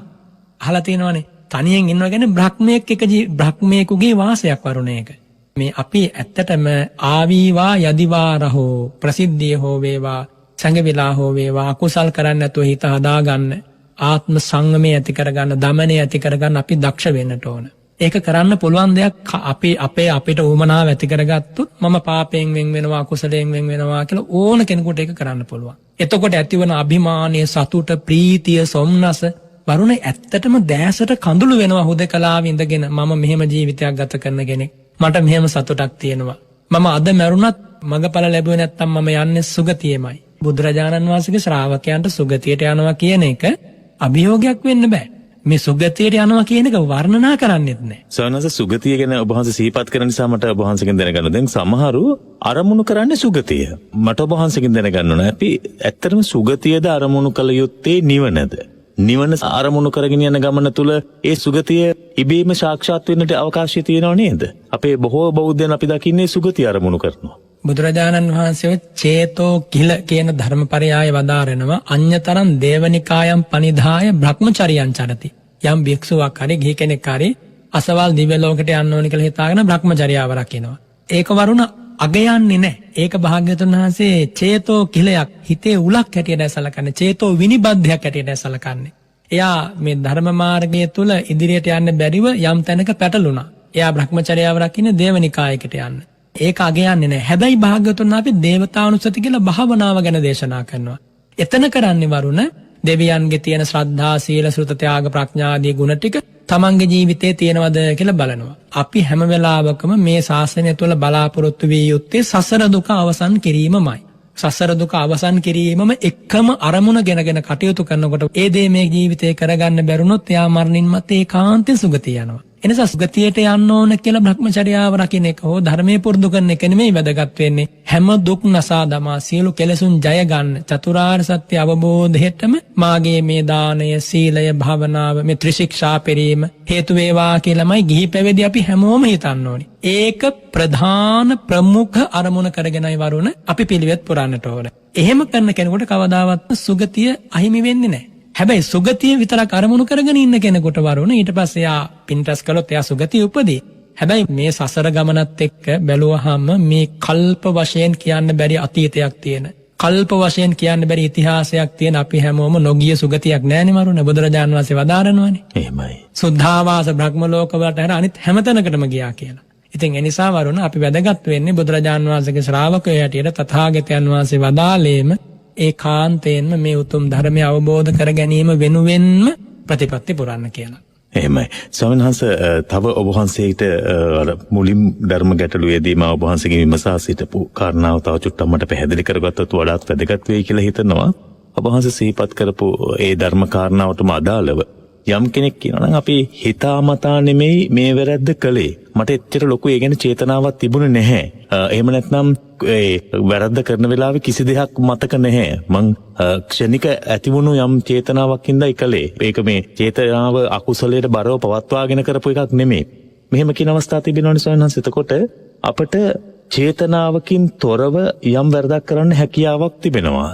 එහෙම නැත්නම් අපිට චේතනාවකින් තොරව අපේ අතින් වැරද්දක් වෙන්න ඉඩ කඩක් තිබෙනවාද කියන කාරණය මට පහදා දෙන්න ස්වාමීන් වහන්සේ. පින්වත් වරුණ, චේතනා පහළවීමකින් තොරව කිසිම වැරද්දක් නෙවෙයි මොනම කර්මයක්වත් සිද්ධ කරන්න බෑ. චේතනාව කියන චෛතසික ස්වභාවය අවියෝජනීයයි. ඒ නිසා දැන් කෙනෙක් කියනවා මම මේකෙච්චර දැනුමක් තේරුමක් ඇතිව නෙමෙයි කලේ කියලා. වරුණ ඒක ඒ තරම්ම භයානකයි. ඒ ස්වභාවය වැරද්ද ගැන දැනගෙන කරනවට වඩා භයානකයි. ඒන් අදහස් කරේ දැන් වැරදක් ගැන දැනගත්තාම වරුණ දන්නවා මේකට විපාකයක් තියෙනවා. මගේ මේ හැඟීම් මුත්සන්නයි. ඒක නිසා තමයි මම මේ වැරදට පෙළඹෙන්නේ. නමුත් මේක කරන මට හෙට දවසේ කඳුල තමයි උරුමය කියලා එයා දන්නවා වරුණ. අර දැනුමත් තේරුමක් තියෙන කෙනෙක් ගිනි පුළඟුවක් අල්ලනවා වගේ. දන්නා බව දන්නවා. ඒ වගේම දැන් කවුරු හරි කෙනෙක් මට මේක තේරුනේ නෑ, මෙහෙම මේ නිසයි මට මේම මෙච්චර හිතුවේ නෑ ආදී වශයෙන් කෙනෙක් කියනවනම් වැරද්දක් කළා. ඒක ඔහු තේරුම් ගන්නට ඕනේ. එහෙම කියන කෙනා ඒක බරපතලයි. ඒයින් අදහස් කරන්නේ මෝහය ඒ තරමින්ම උත්සන්නයි කියන එක වරුණ. එනිසා රාගෝ දෝසෝ මදෝ මෝහෝ ලෝකේ අති බලා භුසා කියනවනේ. රාගය, ద్వේෂය, මදය, මෝහය කියන මෙන්න මේ කාරණය මේ අතිශයින් ප්‍රබලයි. මේවා ඇති වුණාම ප්‍රඥාව නැති කරනවා. අර මං කලින් කිව්වා වගේ. ඉතින් වරුණ, ඒ වගේ අවස්ථාවක හැම කෙනෙක්ම තේරුම් ගන්නට ඕන පළමු කොට සති සංවරයෙන්, ඥාන සංවරයෙන්, කන්ති සංවරයෙන් මේ ජීවිතයේ සෑම තැනක්ම, සෑම ඉරියව්වක්ම, සෑම හැසිරීමක්ම, සෑම අවස්ථාවක්ම මනාව ප්‍රඥාවෙන් හසු කර ගන්නට ඕන. ඉවසලා සංවර වෙන්න ඕනේ තැන ඉවසලා සංවර වෙන්න ඕනේ. ඊළඟට වීරියෙන් සංවර වෙන්න ඕනේ තැනක් තියෙනවා වරුණ. ඒ කියන්නේ සමහර අකුසල් දහම් එනවා හිතට. ඒව ආවහම කෙනෙකුට හිතා ගන්න බෑ. ලොමු දැහැ අරගෙන දාඩියේ වැగిරිලා පුද්ගලයා විකෘති වෙනවා වරුණ. සමහර ද්වේෂ සහගත සිතුවිලි එහෙම ආවහම. එතකොට ඒ වගේ වෙලාවට ඉවසීමෙන්ම, අදිෂ්ඨානයෙන්ම, අකුසල් තවන වීරියෙන්ම යටපත් කරන්නට ඕනේ. ඒ වගේම සතිය උපදවලා තබාගෙන ඒ අවස්ථාවේ මම කොතනද ඉන්නේ, මොනවද කරන්නේ, මම කාගේ කවුද, එහෙම හිතන්නට ඕනි වරුණ. සත්තු මහාන්තතා පච්චවෙක්කනතා. අපි හැමෝම හිතන්නේ මම බුදුරජාණන් වහන්සේගේ ශ්‍රාවකෙක්, එසේ මෙසේ කෙනෙක් නෙමෙයි. ලෝකේ සාමාන්‍ය මිනිස්සු මේ ගැටි යනවා වගේ, ඇලි යනවා වගේ, පැටලි යනවා වගේ. සාමාන්‍ය මිනිස්සු අකුසලයට එක්ක වෙලිලා ඉන්නවා වගේ මම යන්න හොඳ නැහැ. මං ගැන බුදුරජාණන් වහන්සේ ප්‍රකාශ කරේ බොහෝම ඉහළින් දේශනා කළේ. එදා ඒ භාග්‍යවතුන් වහන්සේ මං ගැන දේශනා කරපු දේ මගේ ජීවිතේ තියෙනවද කියලා මේ අපි බලන්න ඕනි වරුණ. මේ හැම දෙයක්ම වරුණ හොඳට තේරුම් ගනිද්දී මට හිතෙන දේ තමයි මම පුද්ගලිකව කියන කාරණයක්. බුදුරජාණන් වහන්සේ අපෙන් දුරස්තයි කියලා හිතපු ගමන් අපි තනි වෙනවා. පවට බය නැති වෙනවා, ලැජ්ජාව නැති වෙනවා. බුදුරජාණන් වහන්සේ කිසිම දුරස්ත බවක් නැහැ වරුණ අපෙන්. භාග්‍යවතුන් වහන්සේ පිරිනිවන් වැඩියානේ අවුරුදු 2500කට එහා පැත්තේ කියලා මෙහෙම හිතුවොත් වරුණ වරදිනවා. බුදුරජාණන් වහන්සේ පිරිනිවන් වැඩිය බව සැබෑව. හැබැයි වරුණ ඒ වදාළ ධර්මය අද අපිට මේ ඇහෙනවානේ. භාග්‍යවතුන් වහන්සේ වදාළනේ මාගේ ඇවෑමෙන් මාගේ ධර්මයේ ශාස්ත්‍රස්ථානයේ නුඹලාට අවශ්‍ය කරන කටයුතු සියල්ල සිද්ධ කරලා දෙනවා කියලා. ඒ ජීවමාන සංඥාවෙන් බුදුරජාණන් වහන්සේ අපි දකිනවා. අන්න හරි. එතකොට වරුණ දැන් හැම වෙලාවකම භික්ෂුන් වහන්සේ කෙනෙක් නම් වරුණ මේක හැම මොහොතකම හිතේ තියෙන්න ඕනි. මම ජීවත් වෙන්නේ වැඩ ඉන්නේ භාග්‍යවතුන් වහන්සේ ඉන්න ආරණ්‍යයමයි. මම වැඩ ඉන්නේ භාග්‍යවතුන් වහන්සේ වැඩ ඉන්න පන්සලේමයි. අන්නේම හිතන්න ඕනි වරුණ. එහෙම හිතුවොත් දැන් වරුණ ඔන්න හිතන්න දැන් අපි බෝමලුවක් ළඟින් වඩිනවා කියලා හිතන්නකෝ ස්වාමීන් වහන්සේ කෙනෙක්. බුදුරජාණන් වහන්සේ සැබවින් මේ බෝධින් වහන්සේට ජීවමාන රූපයෙන් හිටියානම් අපි බලන්න ඕනි මම එතනින් වඩිද්දී ඒ විදිහටමද වඩින්නේ. වික්ෂුවක් ඇරෙනා මම බලන්න ඕනි. එතනදී මම සිවුර පොරවනවාද? එතනදී මම ඉදිරියටද යන්නේ? පිටුපසටද යන්නේ? එතනින් මම උගුර පාදයිද? අන්න ඒවා වර්ණ හොඳට බලන්න ඕනි. දැන් ඒ කාලේ හිටපු ස්වාමීන් වහන්සේලා වර්ණ බුදුරජාණන් වහන්සේ පිරිනිවන් වැඩියා කියන සංඥාවේ උතුමන්ගේ තිබුණේ නැහැ. බුදුරජාණන් වහන්සේ ඒ ගෞරවය හදවතේම තබා ගත්තා. මේක ගිහි අයටත් එහෙමයි, පැවිද්දන්ටත් එහෙමයි. මේ සංඥාව හොඳට ප්‍රබල වුණොත් මම නම් හිතන්නේ කිසිම පාපයක් එයාට කරන්න බෑ. දැන් අපි හිතමුකෝ මහා සෑය සමිඳු ළඟට, රුවන්වැලි මහා සෑය සමිඳු ළඟට අපි යනවා. බුදුරජාණන් වහන්සේ ජීවමානව වැඩ ඉන්නවා කියලා හිතන්න වරුණ. ඔය යන දහස් ගණනකින් මම හිතන්නේ සියලු දෙනාම පාහේ දනින් වැටෙනවා. දකින දුටු මානේ කිසිම සැකයක් නැහැ. දැන් වෙලා තියෙන අපට මේ සංඥාව හිතට ගන්න තරම් ශ්‍රද්ධාවෙන් පොහසත් නැහැ, සතියෙන් පොහසත් නැහැ, ධර්මඥානයක් නැහැ. ඒකයි වරුණේ වෙලා තියෙන්නේ. ඒ නිසා ජීවමාන සංඥාව හිතට හොඳට අරගෙන බුදුරජාණන් වහන්සේත් එක්කම ජීවත් වෙන්න බලන්න වරුණ තව බොහොම පොඩි කාලයයි මේ හැමදේම කරන්න තියෙන්නේ. එහෙමයි සනාස. වහන්සේට බොහොම පිං මේ කාරණා අපිට පහදා දීම සම්බන්ධව. මොකද අපි මේ ආතුර වුණු සමාජයක් අප දකින්න සමාජය තුළ ලෝභය, ද්වේෂය, මෝහය, ක්‍රෝධය, වෛරය මේ හැම දෙයක්ම අපේ හිත තදින් වෙලාගෙන තිබෙන කාලයක් මේක. හැබැයි අපේ පිනකට අපේ මහා වාසනාවකට අපට ධර්මය අහන්නට අවස්ථාව ලැබිලා තිබෙනවා. අපේ ගෞරවනීය දේශකයන්න් වහන්සේලා ස්වාමින් වහන්සේලා ඒ ධර්මය ආරක්ෂා කරගනිමින් අපට හොඳ නරක පහදා දෙනවා. ඒ නිසා එවැනි අවස්ථාවක පවා අපි ඇතැම් වෙලාවට කටයුතු කරන ආකාරය දිහා බැලුවාම හිතේ කොතරම් දුකක් කලකිරීමක් ඇති වෙනවද? බෞද්ධයෝ විදිහට අපිට මෙච්චර වාසනාවක් තිබිලා අර කනා තමන්ගේ පය හැපෙන මැණික දකින්නේ වගේ අපිට මෙච්චර වටිනා වූ ධර්මයක් තිබිලා ඒ ධර්මයේ නිසි ප්‍රතිඵල ලබා ගන්නට, නිසි ප්‍රයෝජන ලබා ගන්නට අපි කටයුතු කරලා තිබෙනවාද කියලා අපි අපේම හෘද සාක්ෂියෙන් විමසා බලමු. වැඩි ඈතකට යන්න ඕනේ නැහැ. තව තැන්වලට ගිහිල්ලා අහලා බලන්න ඕනේ නැහැ. අපි අපෙන්ම අහලා බලමු. එතකොට අපිට පැහැදිලි වෙයි අපි කොතනද ඉන්නේ කියලා. ඉඳ එක්ක වෙහෙර විඳ දහම් මනහර ඒ වගේ අද බුදුරජාණන් වහන්සේ ඇසුරේම බුදුරජාණන් වහන්සේ ළඟම හිටපු දේවදත්ත ස්වාමීන් වහන්සේ පවා තමන් වහන්සේ දෙස බැලුවා නම් මං හිතන්නේ ධර්මයත් සමග මුසු කරගෙන ඔය හැඟීම නැති වෙන්නට තිබුණා. අපි ඒ වගේ තත්යකටද පත් වෙලා තිබෙන්නේ කියලා ඔබ ඔබෙන් විමසලා බලන්න. මම මගෙන් විමසලා බලන්නම්. එතකොට අපිට කොතනක හෝ වැරදි තිබෙනවා නම් වැරදි හඳුනා ගන්නට හැකියාවක් ලැබේවි. ඒ වැරදි හඳුනා ගන්නට තිබෙන අවකාශය තමයි ධර්මය. ඉතින් මේ ධර්මය අහන වෙලාවේ හිතේ ඒ ශ්‍රද්ධාව ගෞරවය ඇති කරගෙන අපේ පූජනීය බලංගොඩ රහත ස්වාමීන් වහන්සේ සිහිපත් කරනවා වගේ යම් ආකාරයකට අපි විහාරස්ථානයකට යනකොට ඒ බුදුරජාණන් වහන්සේ ජීවමානව වැඩ ඉන්න ස්ථානයකට යනවා කියන හැඟීම අපේ තියෙනවා. ජීවමාන සංඥාව අපිට තිබෙනවාද? බුද්ධ ප්‍රතිමා වහන්සේ නමක් අසලින් යනකොට මේ වැඩ ඉන්නේ බුදුරජාණන් වහන්සේ ජීවමානවයි කියන හැඟීම අපේ හිතේ තිබෙනවා. තිබුණා නම් ඇතැම් වෙලාවට අපි අතින් වෙන වැරදි බොහොමයක් අඩුපාඩු මකා ගන්නට නැත්නම් අඩු කර ගන්නට ඒ තුළ ජීවිතේ සකසවා ගන්නට අපට අවකාශයක් තිබෙනවා. ස්වාමීන් වහන්සේ සමහරව කියනවා අර වහන්සේ දේශනාවේදී සිහිපත් කළා අපි කටයුතු කරන්නට ඕන ආකාරයන් පිළිබඳව. දැන් අපි නොමැරෙන නොදිරන අයසේ ජීවත් වෙන්න හදන අවස්ථා අපි බොහෝ වෙලාවට දකිනවා. වෛරය පවත්වනවා. කොතරම් සහකලත් මේ අත්තරින්නේ නෑ යම් දෙයක් පුළුවන් තරම් අල්ලගන්නමයි බලන්නේ. බද්ධ වෛරය අර වහන්සේ පැහැදිලි කරලා දුන්නා අපට. ඒ වගේ තත්ත්වයන් තුළ අපි දීර්ඝව කටයුතු කරනවා. මේවෙන් අපිට ඉවත් වෙන්න බැරි මට්ටමකට සමාජයේ පත් වෙලා වගේ අපිට පේනවා. එහෙම චරිත ඉන්න පුළුවන්ද ස්වාමීන් වහන්සේ? එහෙම වෙන් වෙන්නේ දැන් බිරිඳ සැමියා අතර තිබෙන සම්බන්ධයත් එක්ක බිරිඳ සමහර විට තරහයි තමන්ගේ ඥාතීන් එක්ක එහෙම නැත්නම් ස්වාමියාගේ අනිතයත් එක්ක කටයුතු කරනවට බිරිඳ තරහ අවස්ථා තිබෙනවා. ස්වාමියා තරහ අවස්ථා තිබෙනවා. බිරිඳ තමන්ගේ ඥාතීන් එක්ක කටයුතු කරනකොට සමගියට අකමැති වෙන අවස්ථාවන්. මේවත් එක්ක හරි සමාජයේ ව්‍යාකූල වෙලා තිබෙන මම මේ ඉන්න සමාජයත් එක්ක අපි ලබන අත්දැකීම් එක්ක අපි දකින සමාජයත් එක්කයි මා වහන්සේගෙන් විමසා සිටින්නේ. මෙහෙම බද්ධ වෛරය පවත්වා ගන්නට මිනිසෙකුට හැකියාව තිබෙන්නේ කොහොමද ස්වාමීන් වහන්සේ? සදා අපෝ යම් කිසි ආකාරයේ කවුරු හරි පොළඹවනවාද නැත්නම් අපේ භවගාමී සසර ගමනේදී අපි පෙර භවවල රැස් කරපු අකුසලයන්ද මේ විපාක දෙමින් අපිට ඒ ආකාරයට අපේ හිත හසුරුවන්නට කටයුතු කරන්නේ? නැතිනම් අපේ නූමනාවද උවමනාවක් නැතිකමද මේ තත්ත්වයන්ට හේතු වෙන්නේ? අපිට මෙතනින් මිදෙන්නට සැබවින්ම හැකියාවක් තිබෙනවාද කියන කාරණය ඔබ වහන්සේ තවත් පහදලා දෙනවා නම් අපි ඉන්න තත්ත්වෙන් අපිටම ගොඩ එන්නට ධර්මයේ පිහිට පිළිසරණ ඔබ වහන්සේ ඇසුරේම ලබන්නට මේ සාකච්ඡාව තුළ හැකියාව තියෙනවා. ඔව් පින්වත් වරුණ කියපු කාරණා සියල්ලම මේකට හේතු වෙනවා. උවමනාවක් නැතිකම. එකක් සසර පුරුදු කළ නැතිකමත් හේතු වෙන්න පුළුවන්. ඒ වගේම ප්‍රධාන කාරණය තමයි වරුණ මේ ධර්මයේ වටිනාකම නොදැකීම, ඒ වගේම සසර ඇති බිහිසුණු බව නොදැනීම, ජීවිතයේ සැබෑ තතු නොදැනීම. මෙන්න මේ කරුණු ටික නොදන්න හින්දා තමයි බොහෝ දෙනෙක් වැරදේ බැඳෙන්නේ. සමගිය වෙනුවෙන්, සතුට වෙනුවෙන්, සමාදානය වෙනුවෙන් නිවසක වේවා, සංඝ සමාජයේ වේවා මා කළ යුතු දෙයක් තියෙනවා නම් මා ඒ දේ අනිවාර්යයෙන්ම කළ යුතුයි. වරුණ මේ ජීවිතේ අපි පුද්ගලයන්ව අල්ලගත්තට, පුද්ගලයන් සිප වැළඳ ගත්තට, පුද්ගලයන් බදා ගන්න හැදුවට වරුණ මේ පොඩි කාලයකට විතරයි. භාග්‍යවතුන් වහන්සේ වදාරනවානේ සත්‍ය. ඒ නිසා මේ ජීවිතේ ඔබේ ස්වාමියා වෙන්න පුළුවන්, භාර්යාව වෙන්න පුළුවන්, දුවා දරුවෝ වෙන්න පුළුවන්. ඒ ඇත්තෝ වෙනුවෙන් වගකීම් යුතුයකම් උපරිමයෙන් ඉෂ්ට කරන්න. හැබැයි මතක තියාගන්න සිප වැළඳ ගනිද්දී ඔවුන්ව මේ ජීවිතයට ආදානය කරද්දී අල්ලා ගන්න යද්දී මේක මට දුකටමයි හේතු වෙන්නේ කියලා. ඒ නිසා වරුණ බැඳීමක් ඇති වෙච්ච තැන කිසිදාකනම් මිදීමක් ඇති වෙලා නැහැ. බැඳීමක් ඇති වෙච්ච තැන දුකක්මයි වරුණ ඇති වෙන්නේ. බැඳීම වැඩි වෙච්ච තරමට දුක වැඩි.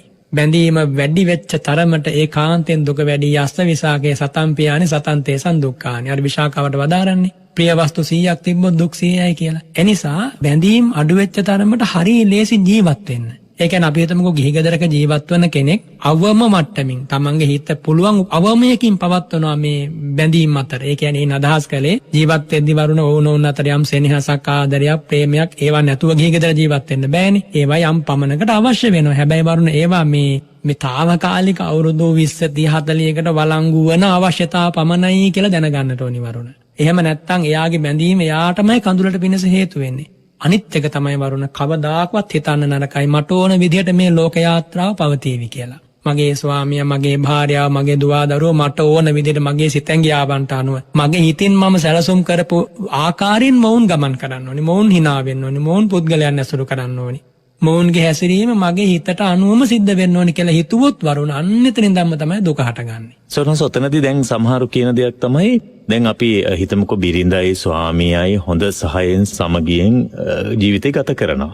යම් ආකාරයේ වැරදි තැනකදී අර මා මුලින් සිහිපත් කළ ආකාරයකට තමන්ගේ ඥාතීන් ඇසුරේ වේවා යම් තැනකදී එහෙම ගැටුමක් ඇති වුණොත් ස්වාමියා තමන්ගේ පාර්ශවයට බිරිඳ තමන්ගේ පාර්ශවයට ඇලුම් කරලා ඒක ගැටුමක් බවට පරිවර්තනය වුණාම ඒකට එකක නොවන තැන නැත්නම් අපි දේශපාලනික වශයෙන් බැලුවත් ඇතැම් වෙලාවට තමන්ගේ යම් ආකාරයේ කණ්ඩායම දරන ප්‍රතිපත්තියෙන් තොර වුණොත් ප්‍රතිපත්තිය මේකට පාදක කරගන්න ප්‍රතිපත්ති නැති මිනිස්සෙක් එහෙම නැත්නම් කිසිම ගුණයක් තමන්ට උදව් කරපු අය අමතක කරන එහෙම මිනිස්සෙක් මෙහෙම කියන තත්යකටපත් වෙනවා. අපි ධර්මානුකූල ඇසින්ද මේ දේශ බලන්නට ඕන නැත්නම් තාවකාලිකව කෙටි පිරිසක් සතුටු කිරීමේ අභිලාෂයෙන් අපි මේ දේවල් දිහා බලන්නට ඕන කියන කාරණේ. මොකද අපි ගිහි සමාජයේ ඉන්නකොට ජීවත් වෙන්නත් ඕන, සමාජයේ යම් ආකාරයකට සියලු දෙනා එකට එකතු කරගෙන යන්නත් ඕන. ඒ තුළදී මේ වගේ ගැටීම් අපිට නිරන්තරයෙන්ම හමු වෙනවනේ ස්වාමීන් වහන්සේ. ඒ කියන්නේ එක පැත්තකින් යම් කණ්ඩායමක් තියාගන්නත් ඕන. ඔවුන් වැරදි කරනවා නම් ඇතැම් වෙලාවට අපිට එතන රැඳී ඉන්නටත් බෑ. ඇතැම් වෙලාවට ඒකට එරෙහි වුණොත් එම් ප්‍රතිපත්ති කඩනවා හෝ යම් දෙයක් කියලා මොන හරි ගැටීම් ඇති කරන්න පුළුවන්. මෙතනදී හරි ගැටීම් සාගත තත්යකටනේ අපිපත් වෙන්නේ.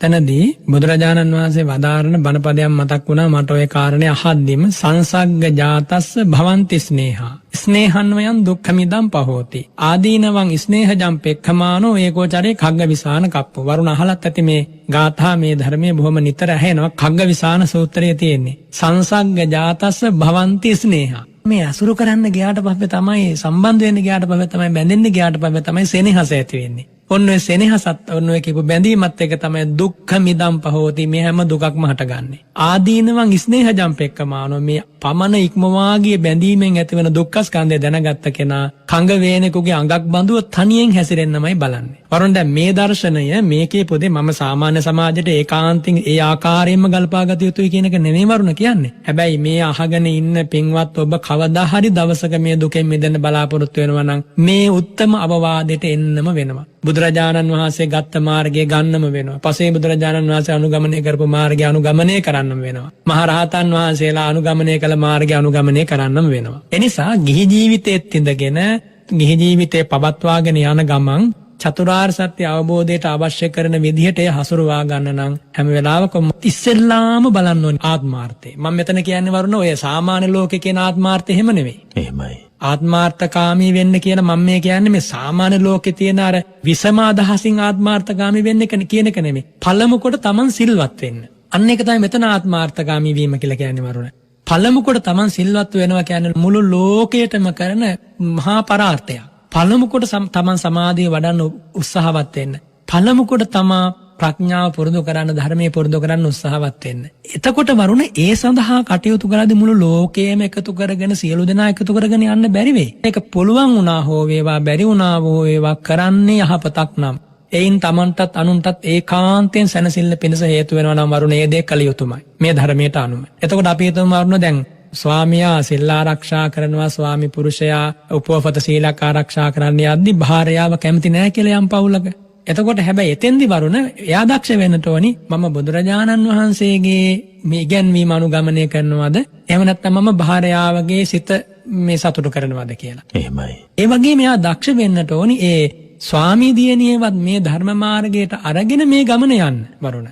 තේරුණාද මම කියන කාරණේ? යා වඩාත් දක්ෂ වෙනවා නම් ඒ දේ තමයි කරන්නට ඕනේ. එහෙමයි. ගැටුම් ඇති කරගන්න නෙමෙයි. ගැටුම් ඇති කරගන්න නෙවෙයි. ඒක තමයි පළමු කොට කළ යුත්තේ. වරුණ ඒක කරන්න ප්‍රමාණවත් උත්සාහයක් අරගෙන බැරි නම් හිතන්න තියෙන්නේ අර විදිහට තමයි. කොහොමද මම මේ දේ කරනවා. හැබැයි වරුණ ප්‍රමාණවත් උත්සාහයක් ගන්නට ඕන. ඒ නිසා මේ හැමදේම වරුණ අභ්‍යන්තරයෙන් ධර්මයට ගලපා බලන්නට ඕන. මට පොඩි කතාවක් මතක් වෙනවා වරුණ. ඒ කාලේ හිටිය එක ස්වාමීන් වහන්සේ කෙනෙක්. එයා ගිහි කාලේ විවාහ වුණා. විවාහ වෙලා දැන් දරුවෙක් ලැබෙන්න ආසන්නයි තම ස්වාමි දියණියට. ඉතින් මේ ස්වාමීන් වහන්සේ හිතුණා පැවිදි වෙන්න ඕනේ කියලා. ඉතින් ඒ ස්වාමි දියණිය කියනවා මේ දරුවා කුසේ ඉඳද්දි එහෙම පැවිදි වෙන්න එපා. දරුවා බිහි වුණාට පස්සේ පුළුවන් කියලා. මෙහෙම ටික දවසක් නතර කරගත්තා. දරුවත් බිහි වෙලා ඊට පස්සේ කියනවා තව ටික කාලෙකින් මේ දරුවා උස්මහත් වෙලා දුවපැන ඇවිදිනකොට අපි පැවිදි වෙමු කියලා. ඉතින් කොහොම හරි මේ දේ අහන්නේ නැතුව මේ ස්වාමීන් වහන්සේ මේ නැත්තම් මේ උපාසකතුමා ගිහිල්ලා පැවිදි වුණා වරුණ. දැන් මේක නිර්දය ක්‍රියාවක් හැටියට මුළු සමාජයක් දකින්නේ වරුණ. මේක නිර්දය ක්‍රියාවක්. ඊට පස්සේ පැවිදි වෙලා දැන් ඔන්න ඊට පස්සේ කාලයක් යනකොට මේ ස්වාමීන් වහන්සේ උත්සාහවත් වෙලා රහත් වුණා. මගපල ලැබුවා. මගපල ලැබලා වරුණ මේ ස්වාමීන් වහන්සේ සවැත් නුවරට නැවත පෙරලා ආවා. අර ස්වාමි දියණිය ගිහි කාලේ උපාසිකාව දරුවත් වඩාගෙන ගියා මේ ස්වාමීන් වහන්සේ ගහක් යට භාවනා කර ඉන්නවා. ගිහිල්ලා පුතාවට කිව්වා අන්න තාත්තා ඉන්නවා ගිහිල්ලා මේ ළඟට යන්න කියලා. ඉතින් දැන් ස්වාමීන් වහන්සේ නිහඬයි පරයන්කයක් බැඳගෙන වරුණ ස්වාමීන් වහන්සේ සමාපatti සුවයට සමවැදිලා කිසිම වෙනසක් නැහැ. දැන් මේ ස්වාමි දිනේ නැත්තම් මේ භාර්යාව බලාගෙන ඉන්නව වරුණ මොකද කරන්න කියලා. මොකද කරන්නේ දැන් දරුවා වඩා ගනීවි කියලා. අන්තිමට තේරුණා දැන් මේ දරු සෙනෙහස මුළුමනින්ම මේ ස්වාමීන් වහන්සේගේ නැති වෙලා කියලා. අන්තිමට මේ දෙන්නත් පැවිදි වෙනවා පස්සේ වරුණ. මේ පුතාත් මේ අම්මා මේ දෙන්නත් පැවිදි වෙලා මහා රහත් භාවයට පත් වෙලා සසර දුකෙන් අත මිදෙනවා. එක බුද්ධිමත් තීරණයක් ඉඳලා තුන් දෙනාම සසර දුකෙන් අත මිදුණා. අර දරුවව නලවන්න ඕනේ කියලා ගිහි ගෙදර රැඳුණා නම් ඒක සිද්ධ වෙනවද? එනිසා වරුණ විමුක්තිය ඉලක්ක කරගෙන යන මේ ගමන තුළ බොහෝ දේවල් අතහරින්න වෙයි වරුණ. හැබැයි එයා අතහරින්නේ කුහක සිතිවිලි වලින්වත් එහෙම නැත්තම් වෙන ලාභ සත්කාර ලැබීමේ චේතනාවෙන්වත් නෙමෙයි වරුණ. එකම ඉලක්කය චතුරාර්ය සත්‍ය අවබෝධය. චතුරාර්ය සත්‍ය අවබෝධය එකම ඉලක්කය නම් හදවතේ තියෙන වෙන කිසිම පවිතු අදහසක් නැත්තම් එයා මොන දේ අතහැරියත් කමන්නේ නැහැ කියන එක මේ ධර්මයේ තුල සාධාරණය කරනවා වරුණ. හොඳයි මම හිතන්නේ අපට ඒ தത്വෙටයි යොමු වෙන්නට අවශ්‍යම තියෙන්නේ. මම හිතන්නේ අපේ බෞද්ධයෝ දැන් නම් වැඩි වශයෙන් තරුණ ප්‍රජාවත් තමන්ගේ ජීවිතය තුළ අතහැරීම නැත්නම් මේ ධර්මයට ඒම වැඩි වශයෙන් අපි දකිනවා. මේක අවශ්‍ය කාලයක් මේක. මොකද අපි හිතුවේ මේ එන තත්ත්වයට එක්ක මීට වසර 3-4කට 5කට කලින් දිහා බැලුවාම අනේ අපේ තරුණ සමාජයට මොකද්ද මේ වෙලා තිබෙන්නේ කියලා. නැත්නම් අපේ තරුණ සමාජයේ කොයි අතට යයිද කියලා. හැබැයි සුබවාදී පැත්තකට බලන්නට පුළුවන් ආකාරයෙන් අද තරුණ සමාජයේ පවා මේ ධර්මයට වැඩි ප්‍රවණතාවයකින් එකතු වෙන්නට පටන් අරගෙන තිබෙන එක හොඳ ලක්ෂණයක්. ඉතින් ඒ තුල අපි අපේ ජීවිතය හැඩගස්වා ගන්නට ඕන. අපේ හැමෝටම එතකොට අපේ ගිහි ජීවිතයට බාධාවක් නොවි. අපි අත්හැරීම කියන සාධකයක් පවත්වාගෙන එහෙම නැත්නම් අපි යම් ගුණධර්මයන්ුත් ආරක්ෂා කරගෙන ධර්මයට ඒමේ හැකියාවක් අපිට තිබෙනවා. නැත්නම් සමහරව හිතන්න පුළුවන් එහෙමනම් අපි ගිහි ජීවිතේ සම්පූර්ණයෙන්ම අත්හරින්න ඕනද කියලා. එහෙම නැත්නම් ගිහි ජීවිතය තුළ අපිට මේ කරන යුතුයකම් වගකීම් කරන්නට බැරි වෙයි නේද කියලා. එහෙම තත්යකටපත් වෙන්නට අවශ්‍ය නැහැ. අපි යම් ආකාරයකට මේ දේශ විමසිලිමත්ව බුද්ධියෙන් බැලිය යුතු ඔබ වහන්සේ ධර්මදේශනාවදී සිහිපත් කළා. ඊර්ෂ්‍යාව, එතකොට මසුරුකම, මේ නොඑක ආකාරයේ බලවේග එනකොට ඒවා දිහා ප්‍රඥාවෙන් දැක ඒවා නැති කරන්නට උත්සාහගත යුතුයි කියලා. මට ඒ කාරණා තවත් පැහැදිලි කරලා දෙන්න ස්වාමීන් වහන්සේ. යම් ගැටලුවකදී කොහොමද අපි ප්‍රඥාවෙන් බලන්නේ, ධර්මානුකූලව අපි කොහොමද ඒ தත්වෙන් මිදෙන්නේ කියන කාරණේ තව ටිකක් පැහැදිලි කරලා අද සාකච්ඡාවේ අවසාන විනාඩි කිහිපේ ඔබ වහන්සේ ඒ ධර්ම කාරණාව පැහැදිලි කර දෙනවා නම් වඩාත් වැදගත් වේවි. මොකද ප්‍රශ්න එනකොට සමහරු කියනවා ප්‍රශ්න එනකොට මේ ඔක්කොම අමතක වෙනවා කියලා. ඇත්තටම අපි එහෙමපත් වෙන්නේ. හැම ප්‍රශ්නයක් එනකොට යම් දේවල් අපාතින් අතපසු වෙලා ඒ ප්‍රශ්නයටම යොමු වෙලා වැරදි වලටම යොමු වෙන්නේ ඇයි? අපේ හිතේ සදා ශක්තිමත්ව ගොඩනගාගෙන නැතිකම නිසාද? කොහොමද අපි ප්‍රඥාවෙන් අපේ ජීවිත දෙස බැලිය යුත්තේ ස්වාමීන් වහන්සේ? පින්වත් වරුණ ප්‍රකාශ කළා වගේ ජීවිතයට ප්‍රශ්න එනකොට ඒ තුල මුසපත් වෙන්නේ, කඩා වැටෙන්නේ මනසින් ඇත්තටම ජීවිතය පිළිබඳව හරියට නොදන්නා කමමයි. ඒක තමයි කිව යුතු එකම කාරණේ. ජීවිතය කියන්නේ වරුණ ප්‍රශ්න ගොඩක එකතුවක්. ලෝකයේ ඇත්තෝ කොයි විදිහට ජීවිතයට අර්ථ දෙන්න හැදුවත් වරුණ ජීවිතය කියන්නේ ඊතා ස්වල්ප සැපයක් තියෙන මහා විශාල දුකක් තියෙන ධර්ම ස්වභාවයක්. දැන් සංසාරේ යන කෙනෙකුට බ්‍රහ්ම ලෝකවල උපදින්න ලැබෙනවා, ඊළඟට දිව්‍ය ලෝකවල උපදින්න ලැබෙනවා, මනුෂ්‍ය ලෝකේ උපදින්න ලැබෙනවා, සතර අපායේ උපදින්න ලැබෙනවා. දැන් මහා කල්පයක් ගත්තොත් මහා කල්පයකින් 4න් 3ක්ම වගේ කෙනෙක් බොහෝ සෙයින් මම කියන එක ඒකාන්ත නෑ බොහෝ සෙයින් ඉන්නේ බ්‍රහ්ම තලවල වරුණ. සංවට්ටායි විවට්ටායි කියලා මේ කල්පේ කොටස් 4ක් තියෙනවානේ. ඒ වරුණ ඒ කොටස් 4න් එකම කොටසක් පමණයි මේ මනුස්ස ලෝකය ඊළඟට මේ කියපු තිරිසන් ආදී මේ ලෝකවල සත්වයන් වැඩිපුර ප්‍රතිසන්දි ගන්නෙ නැත්නම් ඉපදෙන්නේ මැරෙන්නේ. ඒතු දැන් දීර්ඝායුෂ බ්‍රහ්ම ලෝකයක සමහර විට ඔය කියපු කල්ප ඔය කියපු 4න් 3ම සමහරට ජීවිතයක් 2ක් 3ක් වෙන්න පුළුවන්. ඒකේ ඔය දීර්ඝ කාලෙටම ජීවිත 2ක් 3ක් 4ක් වෙන්න පුළුවන්. හැබැයි වරුණ මේ 4න් එකක කාලය තුල මෙරි ඉපදෙන වාර ලක්ෂ වලින් කියන්න බෑ වරුණ. කෝටි වලින් කියන්නත් බෑ. එනිසායි වරුණ මේ සසර දුකයි කියලා කියන්නේ. එනිසා මේක හොඳට දැනගත්ත කෙනා මේ පිළිබඳව යම් අධ්‍යයනයක් කරලා භාග්‍යවතුන් වහන්සේගේ ධර්මය යම් පමණකින් තේරුම් ගත්ත කෙනා ජීවිතේට මොන ප්‍රශ්න ආවත් වරුණ ඒකට මුහුණ දෙන්න ක්‍රමය දන්නවා. ඔබට මම පසුගිය වැඩසටහනකදී මතක් කළා කියලා මට මතකයක් තියෙනවා බන්දුල මල්ලිකා දානි පූජා කර ඉන්නකොට දරුවන් 32 දෙනෙක් ඝාතනය කළා කියන හසුන්පත ආවරුණ. එහෙමයි. පණිවිඩ එනවා. ඒත් ඇය නෑ සැලුනේ. එයා දානි පූජා කළා සාරිපුත්‍ර ස්වාමීන් වහන්සේට මේ හසුන්පත අරගෙන පෙන්නවා. වරුණ අන්න එතෙන්ට තමයි ශ්‍රාවකයාව යොමු කරන්නේ බුදුරජාණන් වහන්සේ. දුක එනවා කියන එක නැති කරන්න ලෝකේ කාටවත් බෑ. එන්න දුකට මුහුණ දීමට ශක්තිය හැදීම තමයි තථාගත ධර්මයෙන් බුදුරජාණන් වහන්සේ ශ්‍රාවකයාව දිරිමත් කරන්නේ. නැත්තම් අටලෝ දහම මගේ ජීවිතයට එන්න එපා කියලා. අටලෝ දහමේ ඇතිවනේ පෙරැලිය. නැත්තම් ඒ අටලෝ දහමේ තියෙන දුක්ඛිත ස්වභාවය, එහි ඇති වේදනාකාරී පැත්ත මට එන්න එපා කියලා බේරෙන්න ලෝකේ කාටවත්ම බෑ වරුණ. එහෙමයි. එනිසා එන ඕනෑම ප්‍රශ්නයකට ප්‍රඥාවෙන් මුහුණ දෙනවා කියන්නේ වරුණ මෙතෙන්දී හොඳටම තේරුම් ගන්න මට විතරක් නෙමෙයි මේ දුක් එන්නේ. ලෝකේ උපන් හැමෝටම මේ දුක් වෙනවා. මම විතරක් නෙමෙයි මේ වගේ ප්‍රශ්නයකින් බැට ගන්න පළමු කෙනා. ලෝකේ බොහෝ දෙනා මේ වගේ බැට කාලා තියෙනවා. එනිසා මේ රාග ද්වේෂ ආදී කෙලෙස් යම් තාක් මනසක ලැබුම්ගෙන පවතේ දේ තාක් මට දුක එනවා කියලා වරුණ දුක එන මූලය හඳුනා ගන්නට ඕන. නැත්තම් ප්‍රශ්නේ කවදාවත් ලිහෙන්නේ නැහැ. අපි හිතමු වරුණ ඊර්ෂ්‍යාවක් එනවා. ඊර්ෂ්‍යාවෙන්ද ඇයි මට මේ ඊර්ෂ්‍යාව වෙන්නේ? මේ ඒ ඊර්ෂ්‍යාව පැමිණීම යුතු දෙයක්ද? තව කෙනෙකුගේ දෙයක් සඳහා මම ඊර්ෂ්‍යාවක් කරනවා නම් මම මේ කර්මයේ ඵලය පිළිගන්නේ නැතුව හේතුඵල ධාම ඉක්මවා ගියලා හිතන් හදන දෙයක්. එනිසා ඔහු කරපු දේවල් අනුව තමයි ඔහුට ලාභ සත්කාර ලැබෙන්නේ. මම කරපු දේවල් වලට අනුව තමයි මට දේවල් ලැබෙන්නේ. මෙතන ඊර්ෂ්‍යා කරන කිසිම දෙයක් නැහැ කියලා ප්‍රඥාවෙන් මේ ප්‍රශ්නේ විසඳ ගන්නවා. ඊළඟට වරුණ ද්වේෂයක් ඇති වෙනවා. ද්වේෂයක් ඇති වෙනකොට හිතනවා මේ ද්වේෂය නිසා මගේ හිත මුළුමනින්ම අවුල් වෙනවා. මරණින් මත්තේ මලයක් යක්ෂණියක් වෙන්න පුළුවන්. මෙලොවටත් හොඳ නැහැ, පරලොවටත් හොඳ නැහැ. මේ ද්වේෂයෙන් ඉන්න මොහොතක් පාසා ප්‍රශ්න වලට උත්තර නෙමෙයි මට මුණ ගැසෙන්නේ. තවත් ප්‍රශ්න අවුල් වෙලා යන දේවල් මම හිතට එන්නේ. ඒ නිසා මෙලොවටත් හොඳ නැහැ, පරලොවටත් හොඳ නැහැ. මේ ප්‍රශ්නේ උස්සන්න වුණොත් මා ඇසුරු කරන අයටත් මහ විනාශයක් සිද්ධ වෙනවා කියලා ආදීනව මෙනෙහි කරලා මූලය හඳුනාගෙන ඇයි මට මේ ද්වේෂය ආවේ? මම අයෝනිසෝ මනසිකාරයෙන් පටිඝ නිමිත්ත හිතට ගත්තා. මට දොස් කියපු දේ බැනපු දේ මම අභිභවනය කරන්න හදපු දේ මම නැවත නැවත මෙනෙහි කරා වැරදි විදියට. මේක මට ගැලපෙන්නේ නැහැ බුද්ධ ශ්‍රාවකයෙක් හැටියට කියලා හිතලා වරුණ එහි මූලය මෙනෙහි කරලා ඒ මූලයට අනුව මූලයට ප්‍රතිකර්ම කරන්න යා උත්සාහවත් වුණොත් එකපාරටම අමාරු වෙයි. හැබැයි උත්සාහවත් වුණොත් එයාට දවසක පුළුවන් රාගය අභිභවනය කරන්න, ද්වේෂය ඉක්මවා යන්න, මෝහය ඉක්මවා යන්න, ඒ වගේම ඊර්ෂ්‍යාව ඉක්මවා යන්න, මසුරුකම ඉක්මවා යන්න.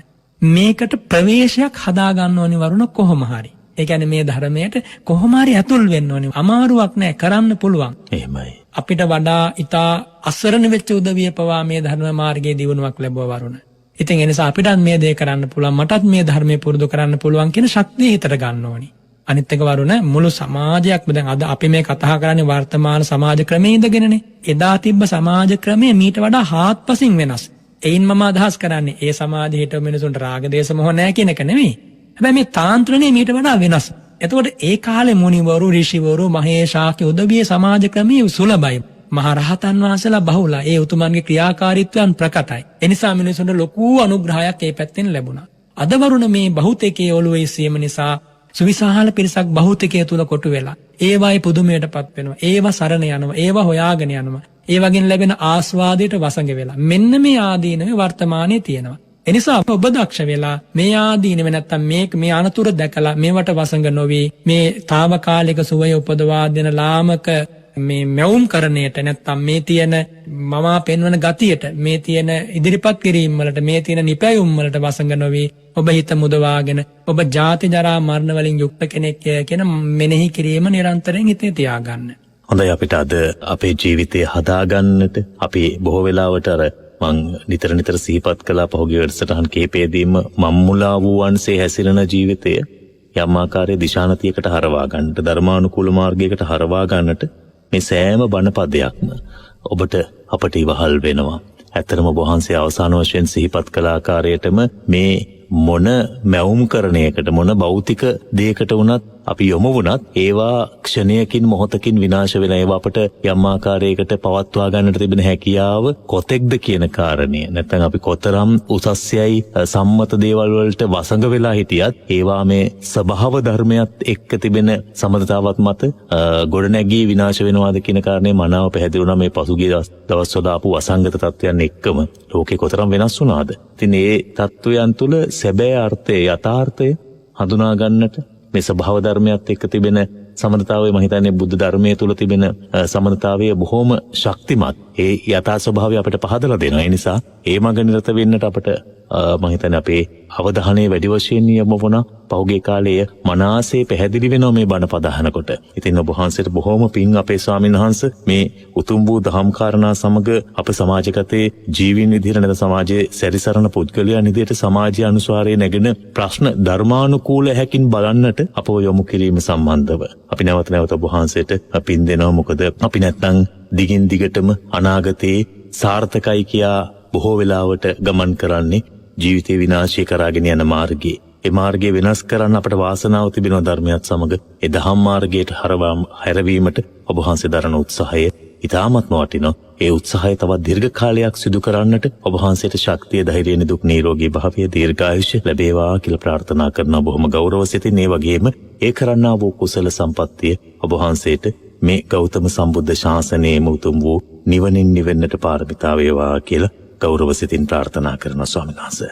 සාදු සාදු සාදු. මමත් ආශිර්වාද කරනවා පින්වත් වරුණ net fm කාර්ය මණ්ඩලයේ සියලු දෙනා අසා සිටි හැම කෙනෙකුටම මේ උතුම් බුදු සසුන තුළ සැනසීමක් ලබන්න මේ අසූ බණපදයේ ධර්ම සාකච්ඡාව ආශිර්වාදයක්ම වේවා කියලා සෙත් පතනවා. සාදු සාදු සාදු. ඒ ප්‍රාර්ථනාවත් සමගින් අද දවසේ ඉරිදා සිට්නේ තසපුව වැඩසටහනෙන් අපි සමුගන්නව නැවතත් සුපුරුදු විදියට ලබන ඉරිදා මෙලෙසින් යහපත් වූ අර්ථයෙන් ධර්මයේ ජීවිතයට එක් කරගෙන යහපත් පුරවැසියෙකු ලෙස, යහපත් පුද්ගලයෙකු ලෙස, යහපත් මිනිසියෙකු ලෙස මනසින් උසස් තත්වයක් ගොඩනගා ගන්නට දහම් මඟ කියා දීමේ අටියෙන් හැම දිනාටම තෙරුවන් සරණ ප්‍රාර්ථනා කරනවා.